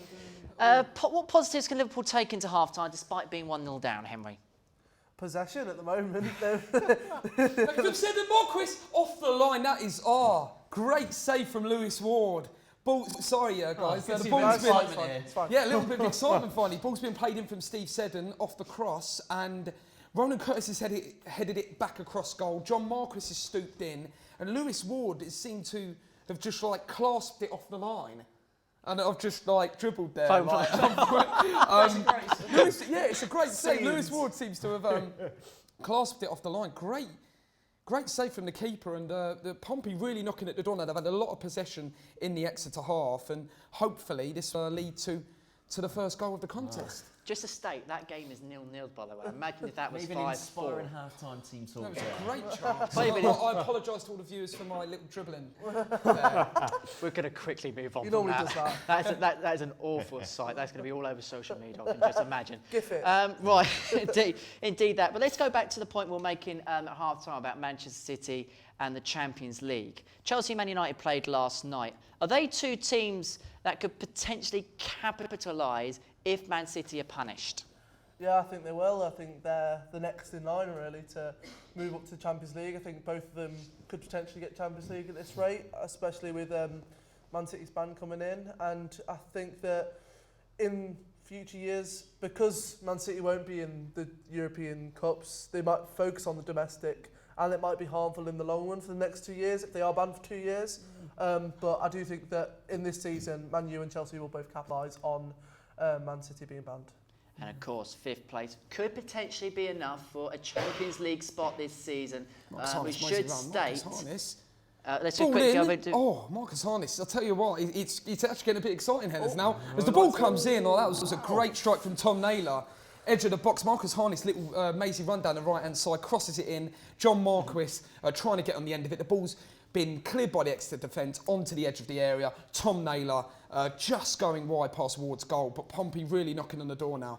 0-0, 54 minutes played. So 0-0 there, and by the way, we really do appreciate, we're hearing that there's plenty of comments coming in on the stream this evening. Thanks for tuning in, watching us this evening, and sending your comments, even if you think that we look like a right pair of idiots. So we're enjoying bringing the experience to you this evening. Live here in the studio, bringing all the action as it unfolds. We've really, really enjoyed the experience. And of course, you want to send us a tweet, the handle @SolentSportsNews, and the team over at the web production will be getting involved and be replying to you. So do keep the comments coming on the YouTube stream. We really do thank you for coming in this evening. There's no place else on your TV screen, your laptop screen, or wherever else that can bring you as many matches from as many leagues as us this evening. So stay tuned. We've got the Champions League, Wessex League, National League South, all in one place. Fantastic stuff there then. Jack Merkovich, let's go back to Fratton Park because you're gasping for air. It's 0-0. Yeah, it's a bit too exciting. It's got really, the game has really livened up, Henners. Exeter, getting a little bit of possession now, saying that they've just given away a foul. But they have had a good amount of possession in the past couple of minutes. But Pompey really, knocking on the door. Matt Taylor looking to bring on a substitution, the Exeter manager.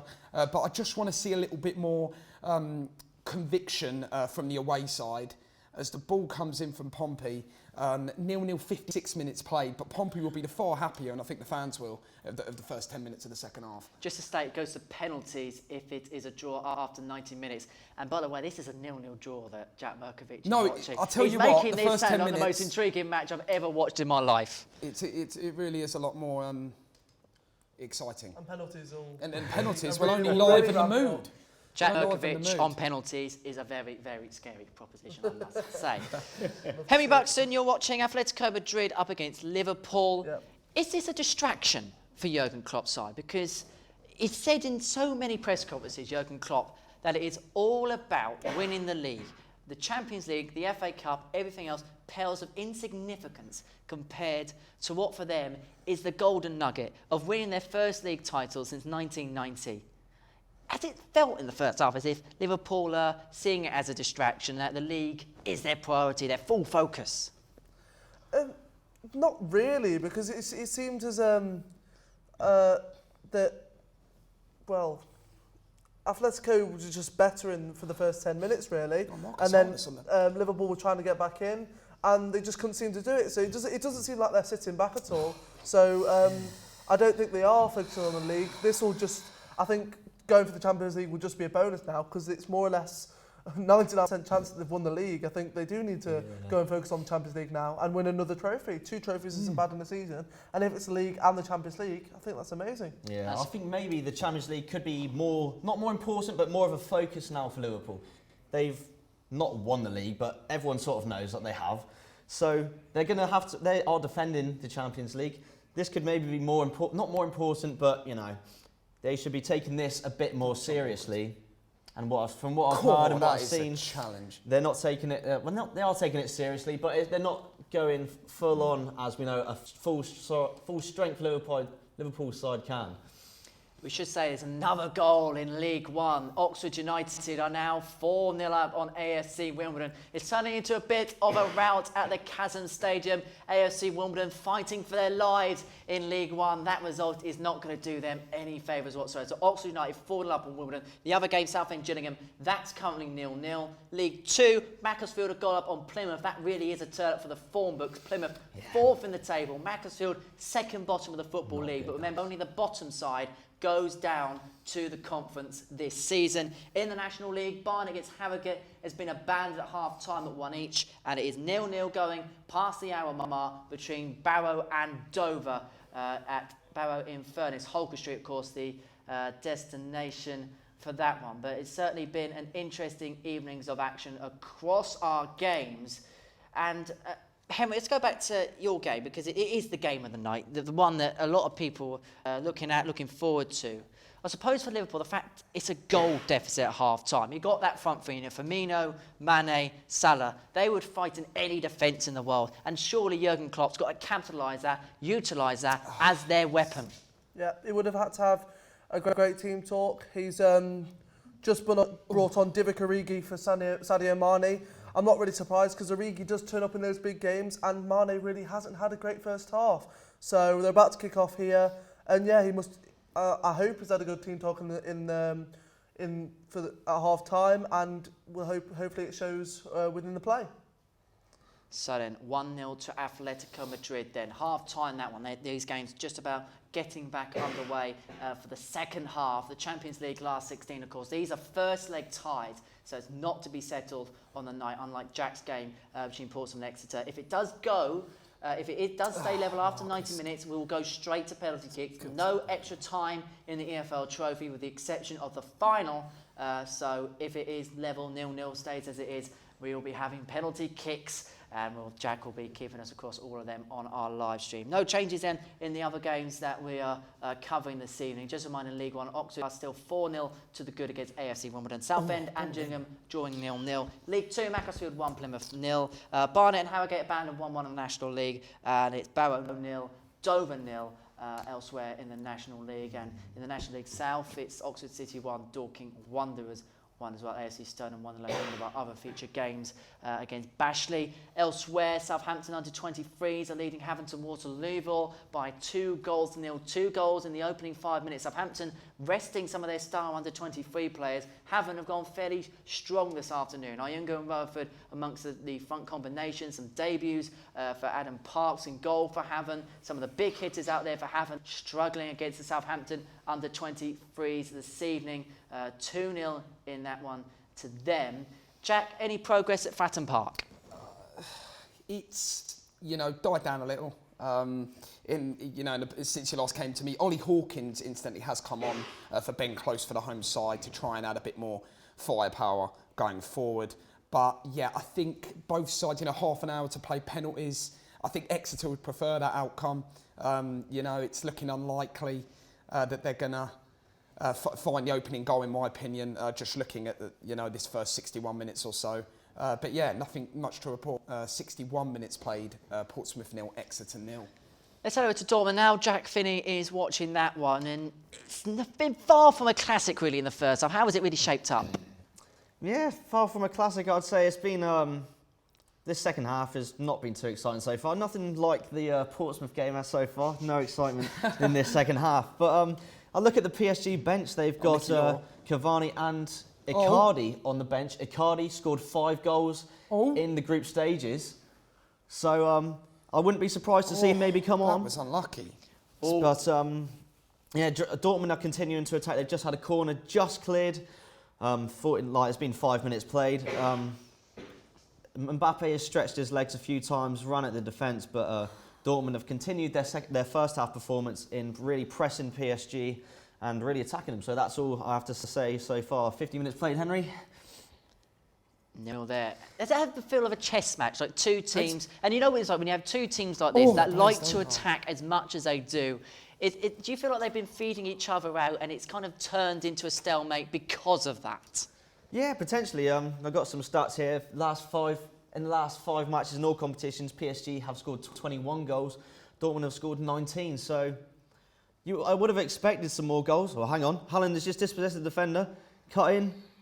Oh, and it's a great tackle by Verratti again, who's come back to defend. But yeah, as I said, they're a really high-scoring teams, but they are also both really good defensively. Berkey and Navas in goal. And you've got Thiago Silva and Hummels, both former Team of the Year players. So yeah, they're strong. They're strong defensive side. 50 minutes played. It's really going to be potentially going down to the second leg to see who clinches this game. So interesting one then between Paris Saint-Germain and Borussia Dortmund. Whoever goes on to win that tie, Jack, will they sense themselves as live contenders to win the thing altogether? Well, potentially. They'd obviously back themselves. Both those sides will back themselves in European competitions. PSG maybe less so, and reaching the round of 16. That's the furthest they've got. Obviously, Dortmund do have a bit of experience in the final, reaching that in 2012, 2013.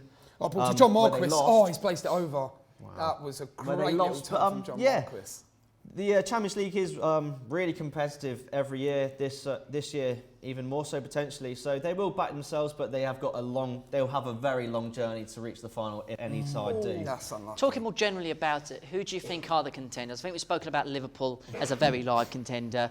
I think Manchester City will probably be buoyed up by what's happening. Who else, along with your Barcelona, your Real Madrid, who do you think are your potential dark horses to go on, make a final, perhaps surprise the world and win the thing? Well, potentially Paris Saint-Germain. I'm not really too sure. I don't really know their squad depth could really do it. Yeah, Bayern Munich, I wouldn't really say they're dark horses, to be honest. They are... Lewandowski is in absolutely incredible form. He's scored almost a goal in every single game he's played. So I'm not too sure if I'd say they're dark horses. Yeah, I don't know about Barcelona. Would you say they're a dark horse, considering this is potentially their worst ever Barcelona side? Lionel Messi, all those players. Lionel Messi is getting older, we know that. Potentially, I could see them having a good run in the Champions League is as well. out for a long period of time. Ousmane Dembele also is out as well. Yeah, so Messi is going to have to really carry this Barcelona team if he wants any chances of doing it. But I wouldn't really say there's too many dark horses. There's more favourites, would you say, are odds on to win it. But yeah, I couldn't really give you a defined winner. or dark horse at this What moment. about the old lady? Juventus made 2 finals over recent years. They seem to be the team that get very close but just can't quite pick up the title. But now doing their side, Sarri as manager. Yeah. We'll talk about them in just a second because we can go to Tom Cresswell. He's at the Snow Stadium. Southampton against Haverton Waterloo. The Saints are 2-0 up. But is there hope for the Hawks yet, Tom?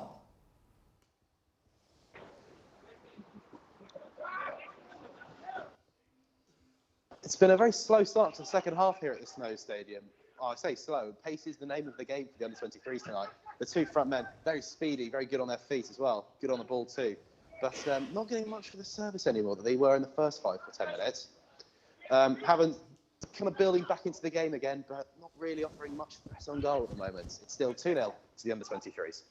Tom, thank you. Apologies about the quality in the video there. Obviously, the weather conditions not the greatest, so the connection hasn't quite been there. So apologies about that. At least we have got Tom Cresswell on the line there. 2-0 Southampton lead Haverton Waterloo. Remember, they have an unblemished record in the Hampshire Senior Cup dating back to 2016. There's Action Atletico Madrid. Henry Buxton. Very close there. Brilliant cross by, I think it was Alexander-Arnold. Salah, completely onside. Brilliant header, just wide of the post. Still 1-0. So then, still 1-0 to Atletico Madrid in that one up against Liverpool. Now, before we went to Tom, we were talking about potential live contenders for the Champions League. What about the old lady, Juventus? As you said, been there a few times, made finals, not quite got over the line. You've got Ronaldo in the side, you've got Sarri as manager. Could it be made for them this year? I think it could be their season. I was about to say when you were talking about dark horses, that, again, like Finney was saying, there's not really a dark horse because all of them have the right to win the Champions League, I think. But they have got a good side this season, and I think this could be their season to win if Liverpool don't get in their way.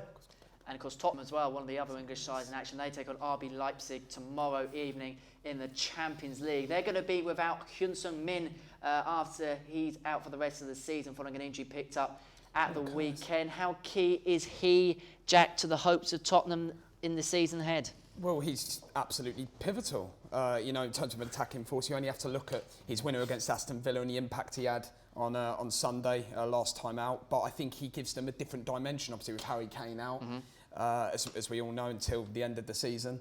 I think he gives them a lot more pace power, but more direct play, whereas Kane, you know, is more of a poacher and a yeah. And you really saw that in the Champions League when Kane was out in. You really saw how Spurs picked up when they had Son. Yeah. So for him to be a miss, I think it's a massive miss. To be out for the rest of the season as well, that is and really they've got huge. some crucial games coming up. Obviously, they've got Leipzig. They've got a game against Chelsea on Saturday. They've got some big league games, and obviously Mourinho will be under pressure to get into that Champions League. In them Champions League places. Staying with you, Jack, you are watching Ports against Exeter EFL Trophy.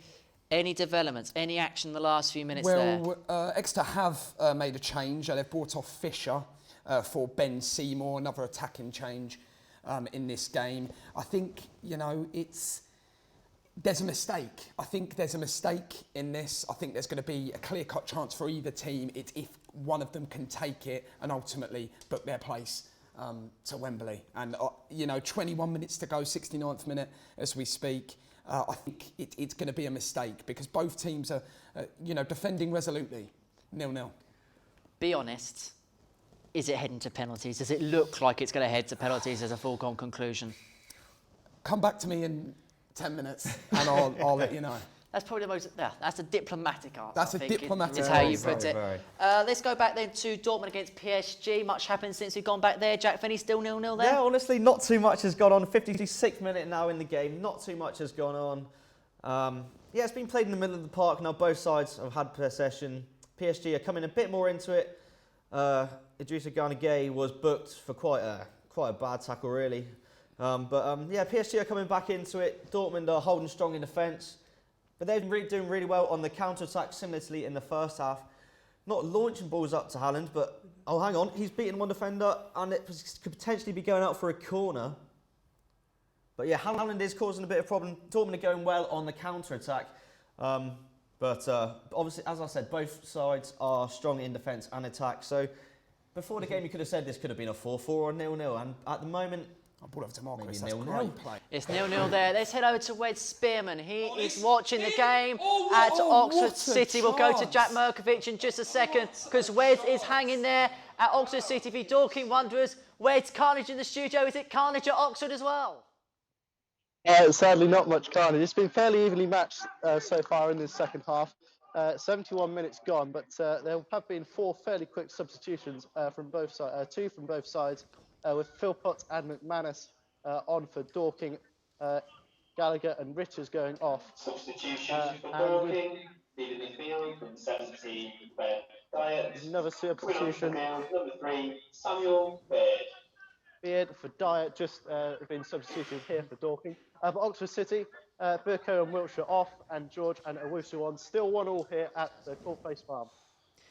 Wes, who's top of the head, has somewhat... He is somewhat still there. I'm still here. He's still there. Good to see. Wes, enjoy yourself. Looks like you're the only one there, to be honest. So Wes Spearman there watching Oxford City against Dorking Wanderers with all of his face and all of his body as well, which is quite good to see. Chaps, very quickly then, back to what's been going on in your games. Henry, we haven't been to you for a while. You're watching Atletico Madrid up against Liverpool in the Champions League. How have the champions responded? Again, the possession's gone up. It's all Liverpool, but they haven't had a shot on target yet in the entire game. Salah is pushing forward. I think if there's going to be a man, it's going to be him to score. He wants that goal. They are playing well, but still no goal for them. Still 1-0. But I'll tell you where there is a goal. There's a third goal, perhaps a decisive goal at Southampton against Hampton Wall. Indeed, there's not. We will go over to the Southampton game very shortly. I'm just getting too excited about heaven, I'm not going to lie. It feels weird me missing a game. I'm not going to lie to you. It's getting very... the tears already. I can see the tears are running. It's unlike you. It's very emotional. I'm gonna be honest. You know, we haven't lost a game in the Hampshire Cup since 2016, and I'm just hoping against all hope that we can pull off a miraculous comeback. We can now go to Tom Cresswell, who is at Southampton against Havant. Is there hope for Havant? Tom Cresswell. Well, it's 3-0 to Southampton now, and I'm afraid I think it's now all over for Hampton Waterlooville. Well, we've lost Tom Cresswell there. 3-0. Well, it's all right because after all this is blown over, you've got your nice juries in hotel room booked. He's got luxury. He's got room for one. He's got breakfast tomorrow. He's got mini bar. It's fine. It's fine. I'm not going to lie. I might need the mini bar.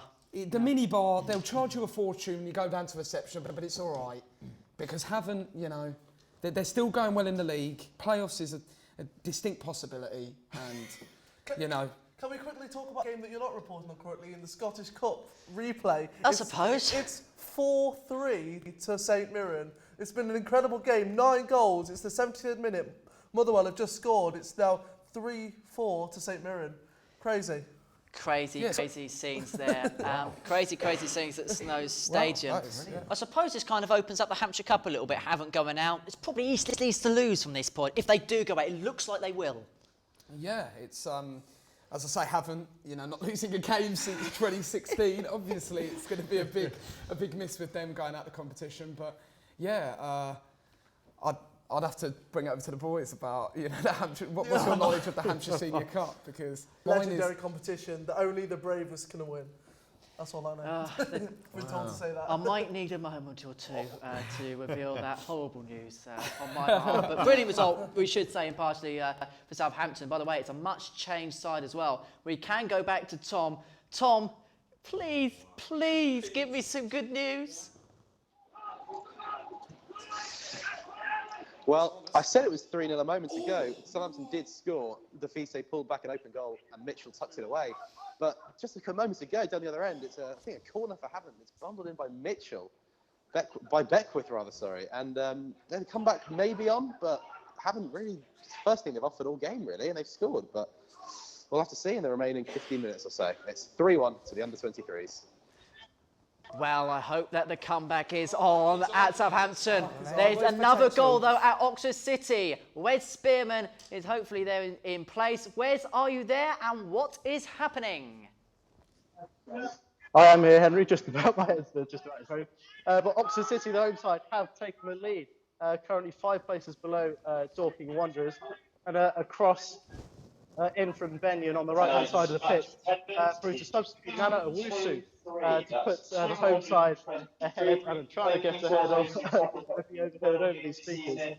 But Oxford City leads 2-1 after 76 minutes. Just to remind you that our next game is this Saturday. So then, Wes Spearman watching that one. Oxford City against Dorking Wanderers. Chaps. He's travelled all that way and it seems like he's Oxford got a City, good Dorking, match fair here. play to Wesley Spearman. He's He's travelled gone up all there that on way, his he's got own. a cracking game. He has got a good game of football there. We've had 1 goal combined between us 3. That We're shows sat in the how, studios. But, you know, couldn't have it in better company. Couldn't have him better company. It's not great. You've done a great job tonight. No, it's not about it. Fantastic. It's Sterling job. It's long may it continue.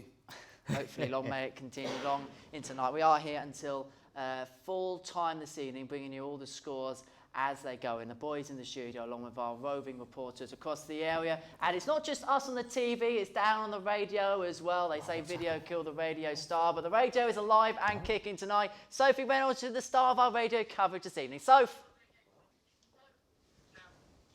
Thank you, Henry. I've come out of the newsroom and gone down to the radio studios.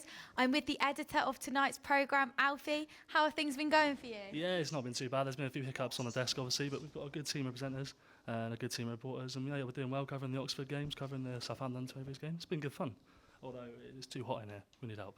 Yeah, it is very hot down here, and this height difference is not helping our situation right now. But how are the reporters doing out at the games? Have they been able to get back in? Has the signal been okay? Not too many issues there? Yeah, it's been all right. I've had a few, but I mean, I think most of the problem is the rain, the wet, windy weather. They're not enjoying it, to be honest with you. I'm much happier in here in my warm, cosy habitat. But no, they're doing a great job for us. You know, they're getting all the goals to us as quick as possible.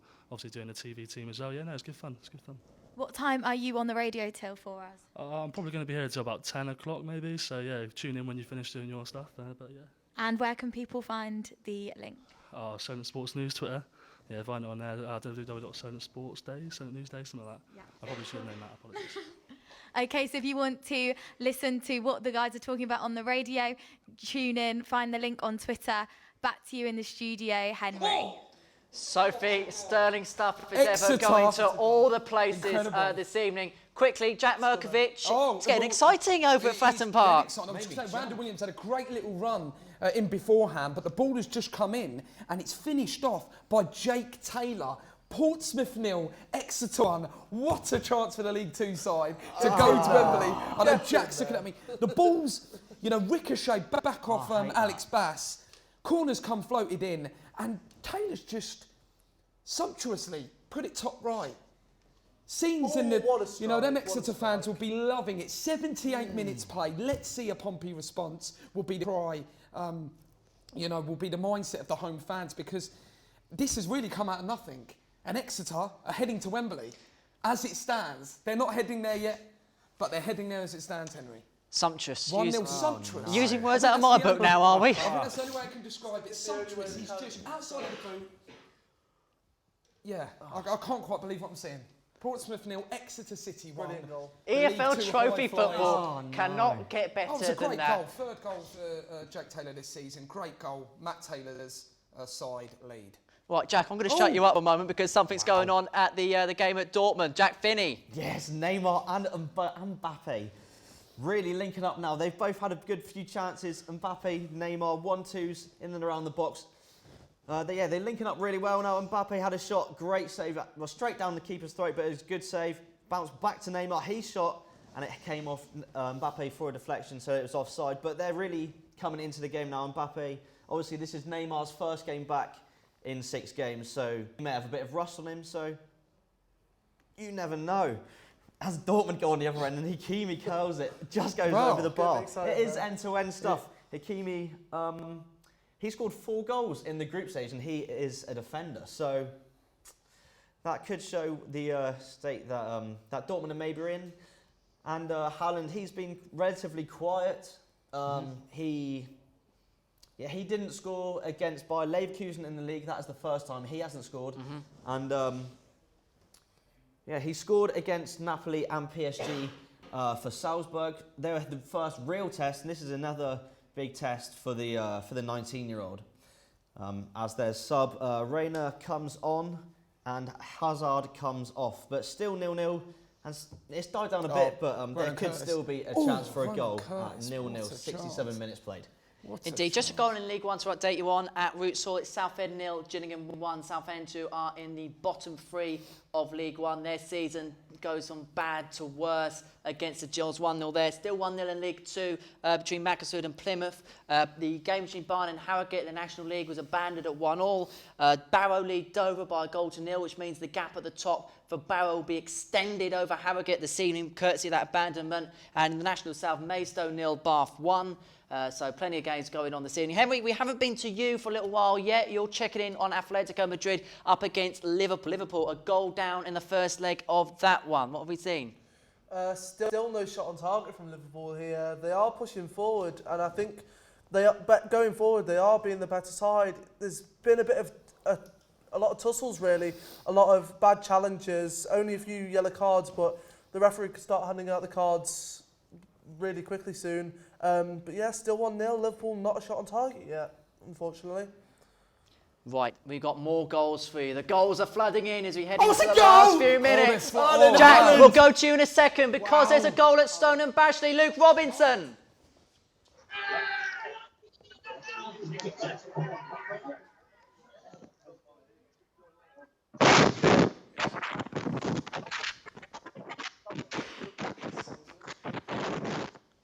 Well, it sounds like we've got the beatboxers over at Stoner tonight. Right, there was a goal at Dortmund. Jack Finney, fill us in. Haaland has scored a goal. I was saying just earlier, he may not score. This may not be the one that he scores in, but it is a relatively lucky goal. He starts to play, he gives it up. It goes to the right-hand side. I'm not too sure. I think it's Hakimi who whips it in. Someone in the middle. It comes off Haaland and he goes past the defenders and flicks it over the goalkeeper. It is a quite good finish, good instincts from the young striker to get there just before Keylor Navas. He goes off celebrating, and it is 1-0 to Dortmund. I don't think there's going to be a check for any VAR. There could potentially be, it was close, but I don't think it did not look offside from what I've seen, and he goes off celebrating to score yet another goal.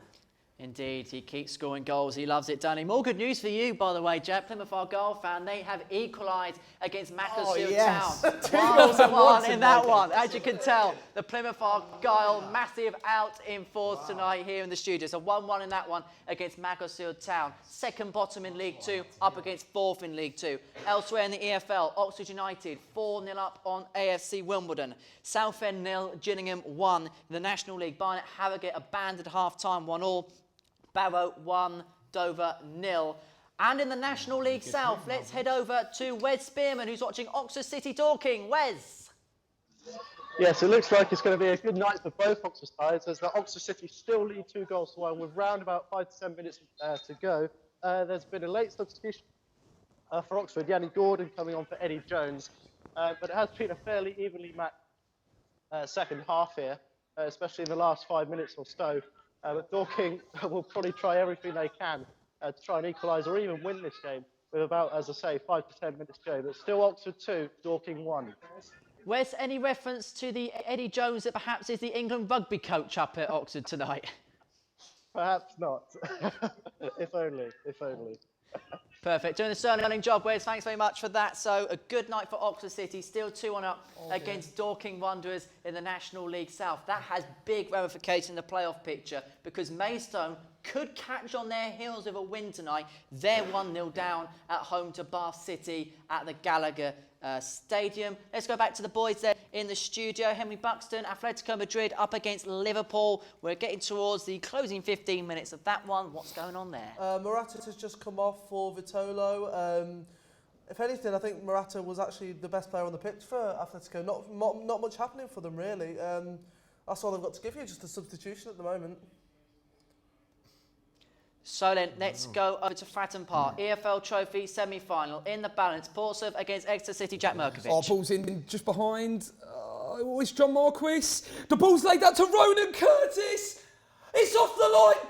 It's in! It's Marcus Harness. Marcus Harness. You see the passage of play? Oh! I'm just saying because all of us have got it on our laptops. I was just about to say, Pompey really knocking on the door. Exeter backs against the walls. They've just made a substitution, Exeter. But they go up on the counter. Oh, that was close. John Marquis manages to just nick the ball off the on-rushing centre-back. Hits a low drive towards keeper Lewis Ward. And who is there? Marcus Harness, probably the most influential player for me in the Pompey side. And, he has an easy rebound. But it's been coming. It's been coming. I think Exeter have backed off too much. And 85 minutes. What a last 4 or 5 minutes I've got in store now. You know what this means? Portsmouth won. Penalties. Penalties of Fratton Park. Marcus Harness can't miss. We could have miraculous comebacks Portsmouth this evening won, Exeter in the EFL won. Trophy. Kenny Jackett. You've waited this Well, long. We've Henry got some Buxton, excitement. quickly, could there be a comeback for Liverpool in Madrid? Bit longer to go there, of course. Oh, I've had to go coming back into this, really. I have said Liverpool have been on top. Diego Simeone running up and down that touchline like a madman. Liverpool about to make a change. Oxlade-Chamberlain coming on. I don't know who for. Could be Wijnaldum or Firmino. Not sure at the moment. But Lodi dos Santos just had a shot. Salah's coming off, which is unfortunate. But Oxlade-Chamberlain on, Salah off. So, and Henry Buxton, thank you very much there. We can now go to Stoneham against Bashley. Luke Robinson's there for us. Luke, what's happening there? Oh, hello, Luke.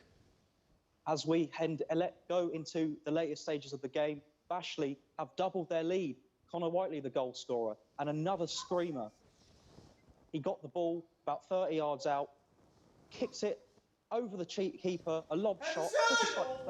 Probably what got it over the line, but Bashley won't care. They're winning against the league leaders 2-0. So then that is Luke Robinson watching the game at Stoneham. Thanks to him. Jack Finney, what's going on at Dortmund? You're jiggling, you're jangling, you're enjoying yourself tonight. Now Dortmund have they've pushed on from that goal score. The crowd got really behind them now. It's absolutely electric. Oh wow, Holland. Oh, potential penalty? No, it's not. Ref called it on, but no, it's getting exciting again. They've just said in the commentary box, PSG have scored in their last 48 away games. Great play. And are yet to score so far. So we could see that run end tonight. Dortmund are looking solidly possession. Jadon Sancho looking really exciting. He's only 19, same as Haaland. But yeah, it's exciting. Even though it is 1-0, 75 minutes played, it looking like it could be a Dortmund win tonight. Statman Jack there with all the big statistics going into the game in the season between PSG and Borussia Dortmund. We do love a stat. 48 away games. That is some hold on. record. Let's go back Cross to Jack. to Neymar! As I was just saying, Neymar has just scored. It's not even made on up. that away streak of goals. Mbappe skips past the defence. Just cross it right into the middle. Mbappe, there's no defence to be seen. Neymar comes back. Oh, he's bubbled! It's a goal! Exeter! Oh my goodness me! I cannot believe the Pompey defender has just backed off. Everywhere. Ball's come. I'll have to just. You might have to come back to me, Hennes. I don't actually know who scored it. Okay, I think it's glanced in off number 26. Randall.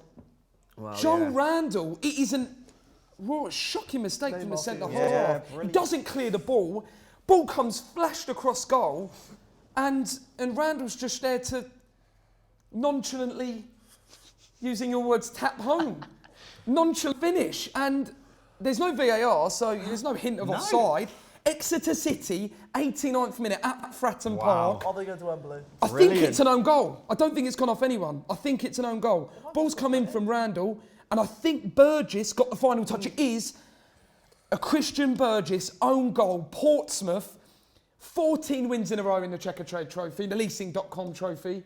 That might be coming to an end as we enter added time. Unbelievable. Portsmouth 1, Exeter 2. Night rare records for PO4 clubs are coming to an end. Portsmouth look as if they're going to be ending their record on the EFL Trophy. Haven't even longer run the Hampshire Senior Cup unbeaten. Looks as if it is coming to an end. They are 3-1 down to Southampton. It's going to have to take something miraculous around now for them to come back. And if they do, it'll be as big a comeback since Lazarus. Henry, you are oohing, you are ahhing at Atletico Madrid. What's going on there? Diego Costa could be coming on for Atletico Madrid. He's been out for a really long time with the slip disc. Oh, hang on. So it'd be good to see him on the pitch for a while. Holland! What a strike! Oh, no. Goal in Dortmund! Jack Finney! This is Absolutely incredible. Unbelievable. Wow.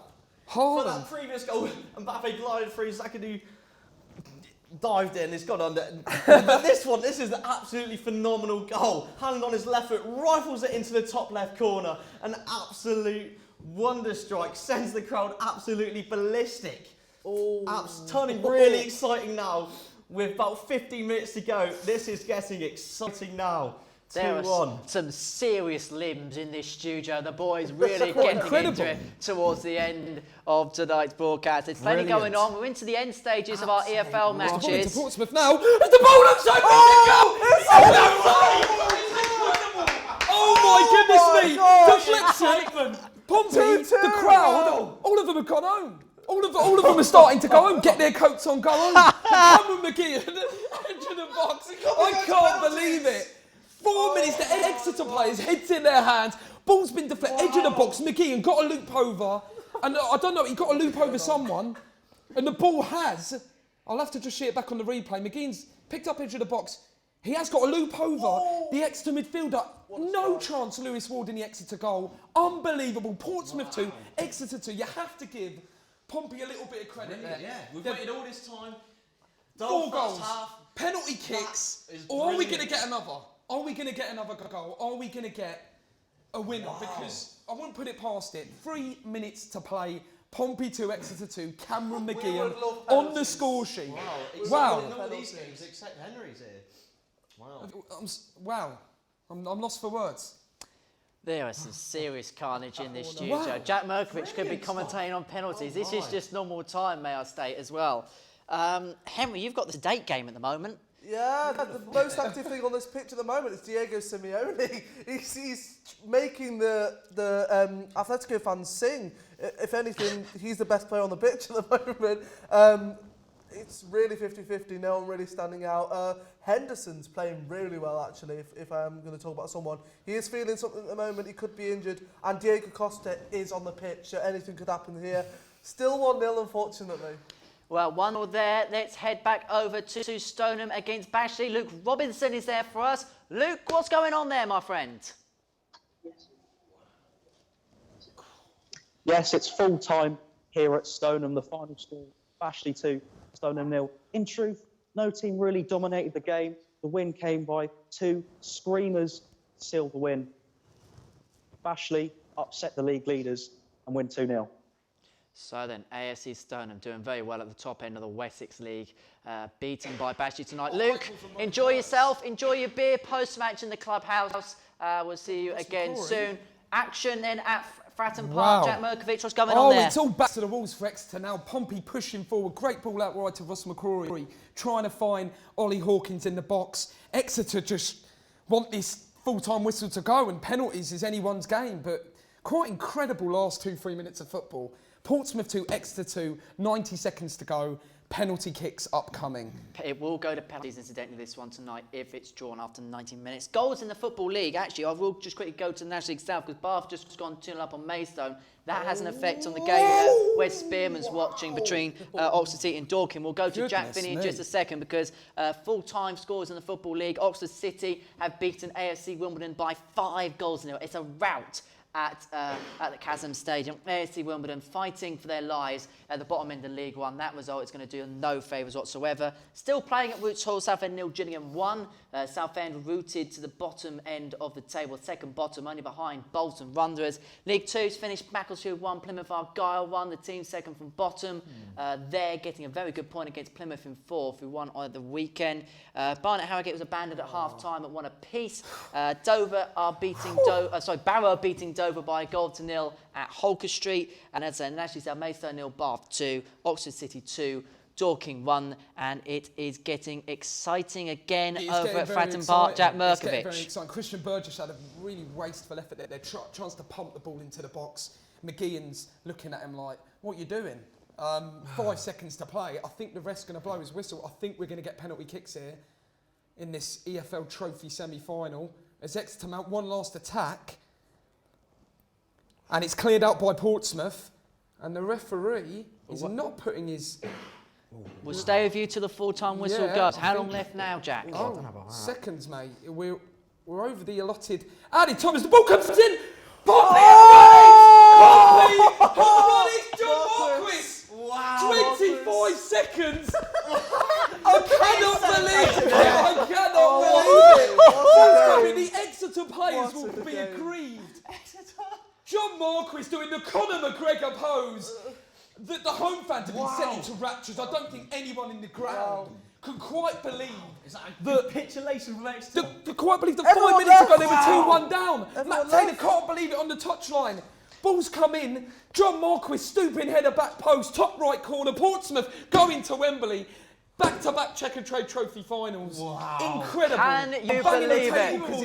Fantastic. Pompey 2-1 down with seconds to go. We'll go back to you in a sec, chats, because Wes Spearman is on standby. Oxford City v Dorking. We got a result there, Wes.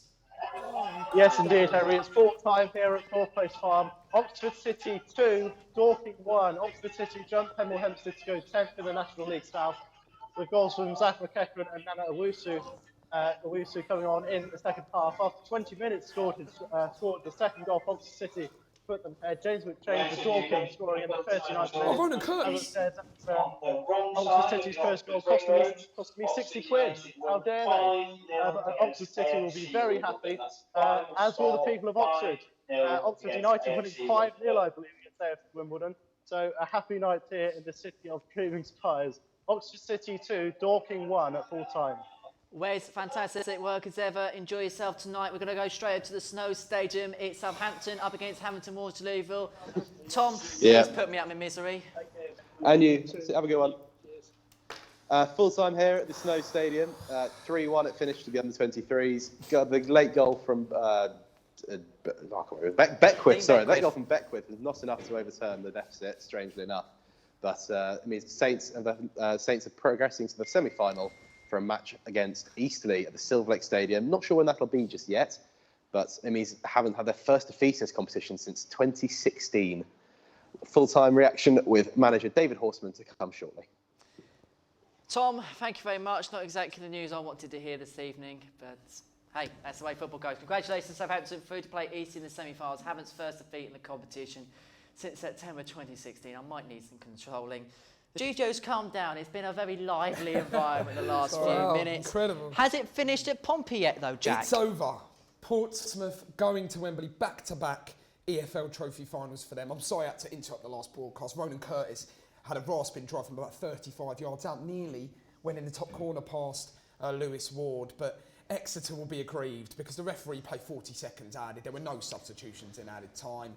But ultimately, that's cup football. And Pompey are going to Wembley. I think, Portsmouth will have another day out and they will face the winner of Newport Salford, which will be tomorrow night. I cannot wait for another trip. Incredible. Something's made me happy another tonight. Trip to Wembley. Something's made you happy, Henry. Something's got to make me happy. Henry Buxton, you make me happy all the time. What's happening at Atletico Madrid against Liverpool? Again, I can't compare to the game that's just happened at Fratton Park. The best thing about it, Milner's come on for Henderson because I think he was feeling a bit of an injury. I can't see another goal in this game, unfortunately. So 1-0, and it could end 1-0, unless something happens, something major happens. And of course, Liverpool, with that being away from home, no away goal. How big is that an advantage for Atletico Madrid going into the second leg? It'll be a good advantage, but it is a home goal. Well, they do get one, and Liverpool will have to score 3 at home. So it will be a bit cagey if Atletico do get the first goal at Anfield. But it is a good advantage, and they will take it into the second leg. If they can hold on. Full time in the National League, Barrow, who are top of the conference, have beaten Dover by a goal, and that's going to be a very, very long trip home for Andy Hessenthaler's men. So Barrow continue, extend their lead at the top of the table. Harrogate's game being abandoned at half-time. Jack, Finney over at Dortmund. We're getting towards the closing stage of that one. It really did liven up in the second half, hasn't it? Oh, massively, yeah, and it's still going now. 4 minutes to play, it's still livened up. Neymar hit the bar, hit the post, flicked it. A bit of a mismatch in the defenders, misunderstanding. Dropped to Neymar, he's flicked with his right foot, almost over his shoulder, and he's hit the post. Another chance for Dortmund as well. As I say, it's so back and forth. Hakimi, Jadon Sancho held up the ball on the right-hand side, threaded it through to the right-hand side where Hakimi came bursting through and just went wide, and another chance for PSG as well. So yeah, it's really end-to-end now. There could be a few added minutes on. There's been a few nasty challenges here and there, a few yellow cards picked up, but yeah, it's been a very exciting game, very entertaining game, despite it being 0-0 for such a long period of the time. But still 2-1, only a few minutes left of the game. So then 2-1 in that one, 5 minutes plus added time left in our Champions League games this evening. Jack, you finished your game early, Portsmouth against Exeter City. Let's talk about tomorrow's action. Tottenham Hotspur take on RB Leipzig in the last 16 of the competition. This is a tough tie for Spurs. Do not underestimate RB Leipzig, top team in Germany. Absolutely. Definitely, Hennes. It's a tie that they can massively underestimate. Obviously, the first leg being at home tomorrow. They need to set themselves up with an advantage because when they go to the Red Bull Arena in a few weeks' time for the return leg, it's going to be a hostile atmosphere. You know, the German ground. You see it. Second in the table at the moment. Second in the table. Just behind Bayern. You know, they've got a draw against Bayern the week. That they really are the kind of new emerging force in Germany. And I think it's especially with the injuries to Son and obviously Kane being out, I do fancy Leipzig to progress. Is there fear potentially Tottenham's season could fizzle out? I think, last season was such a high, obviously reaching the final. Yep. No, I don't think, if you asked any Spurs fan, I don't think they really expected to reach the final. But, I think they'll look at Leipzig and it will represent an opportunity with the other teams in there, like your Dortmund, your PSGs, your Barças, your Juventuses, Real Madrid, etc. It will present an opportunity to get to the quarterfinals. And I think with the league still going, as it is, I think it is... I don't think it will fizzle out necessarily, because I still think they've got a hell of a lot of work to do in the Premier League to try and get Champions League football for next season. Indeed, Jack, we'll talk to you between now and the end of tonight's show, but we will go to the last few minutes of our Champions League games. Atletico Madrid up against Liverpool and Borussia Dortmund up against Paris Saint-Germain. We'll begin with the European champions Liverpool. They're in a Metropolitana tonight. Henry Buxton is watching that one tonight. Henry, how's it going now for Liverpool? Jurgen Klopp's just got a yellow card here. He over-exaggerated it. There was some sort of handball and they were allowed to play on, and then it was only after the play finished that they gave a handball. He went mental on the touchline and he's got a yellow card for that. Not much happening. Liverpool still no shot on target. So, Henry, thank you very much for now. Let's go back over to our dedicated news team as they get towards the end of their very, very busy shift. Sophie Reynolds has been here, there, everywhere, roaming around, reporting for us. Sophie, where are you now? Thank you, Henry. We're very busy now in the newsroom. We've gone from no goals in lots of games to lots of goals. In the Borussia Dortmund game, we had 3 goals within 10 minutes. That's made writing your match report very hard. Yeah, well, yeah, it looked like it was going to be a board draw here, but then Erling Braut Haaland just fired in 2 pretty formidable efforts, and it's changed the whole game, really. How's the match report going? Because all those goals happened in 10 minutes. Yeah, well, I'm banking on a Dortmund win now, so hopefully it stays as it is, and should have that ready shortly. We hope so, or he's going to be changing his whole lead. Next game, we've got the Liverpool game over here. Matt's struggling because he's a Liverpool fan, and writing about them at the same time as watching them is not good. How's it going? It's a frustrating watch, to be fair. No, can't really get back into the game, but I mean, I'm just tidying up the match report, and then we'll just sort it out at Anfield. It's not too happy. I think we'll move on. Rosie's had lots to do with loads of goals. We had Oxford United scoring 3 goals in the second half. How's it going for you? Yeah, it's been busy, just filling in all the updates and the goals. Most of the updates are nearly done as the match has come to an end. But no, it's been an exciting night. 5 goals from Oxford United, so that one kept me on my toes. But no, it's been good.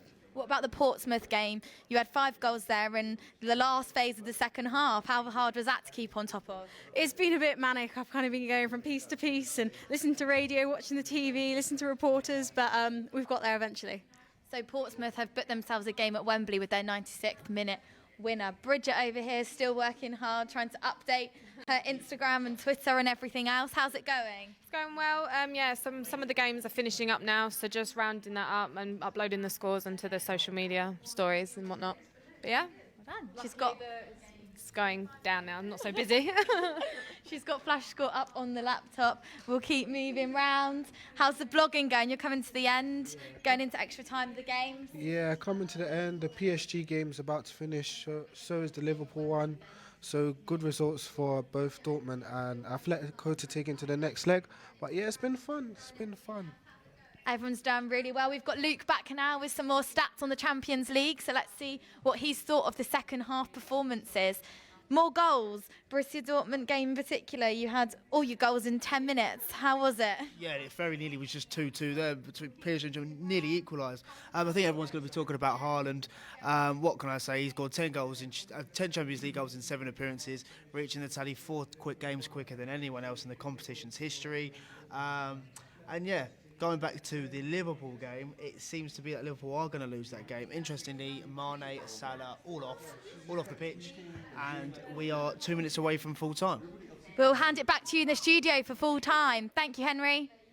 Sophie, you've been an absolute superstar this evening. Thank you very much for that. You've been all over the place, giving us all the latest updates. And, of course, at Solent Sports News is the place on Twitter for that. In added time, then, in our Champions League games, 2 to report on for you. We'll begin with the champions Liverpool. They are in the Metropolitano tonight. They are taking on Atletico Madrid. Any hope for Jurgen Klopp's side right at the death? No, just Atletico coming close there. Diego Costa, the ball in the D, just on his own, had a shot, just wide of the target, but looks like there's not going to be another goal here. 2 minutes left.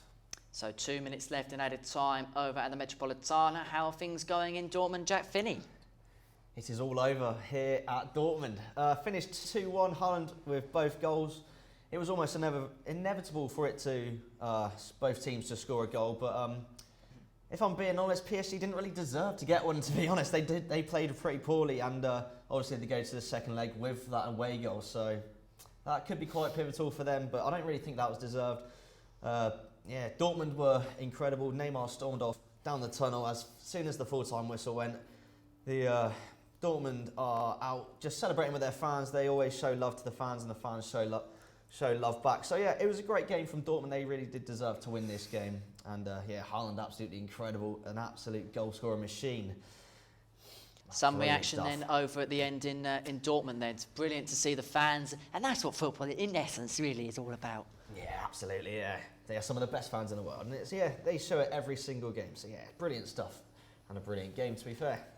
So then Jack Finney watching Borussia Dortmund against Paris Saint-Germain. 2-1, it's finished there. Henry Buxton is watching Atletico Madrid against Liverpool. We are coming right to the closing stages then of that one. Liverpool looking to retain their title they won at the very stadium they're playing tonight against Atletico Madrid. What's going on, Henry Buxton? Just lost the ball in a dangerous position. Nothing coming of it.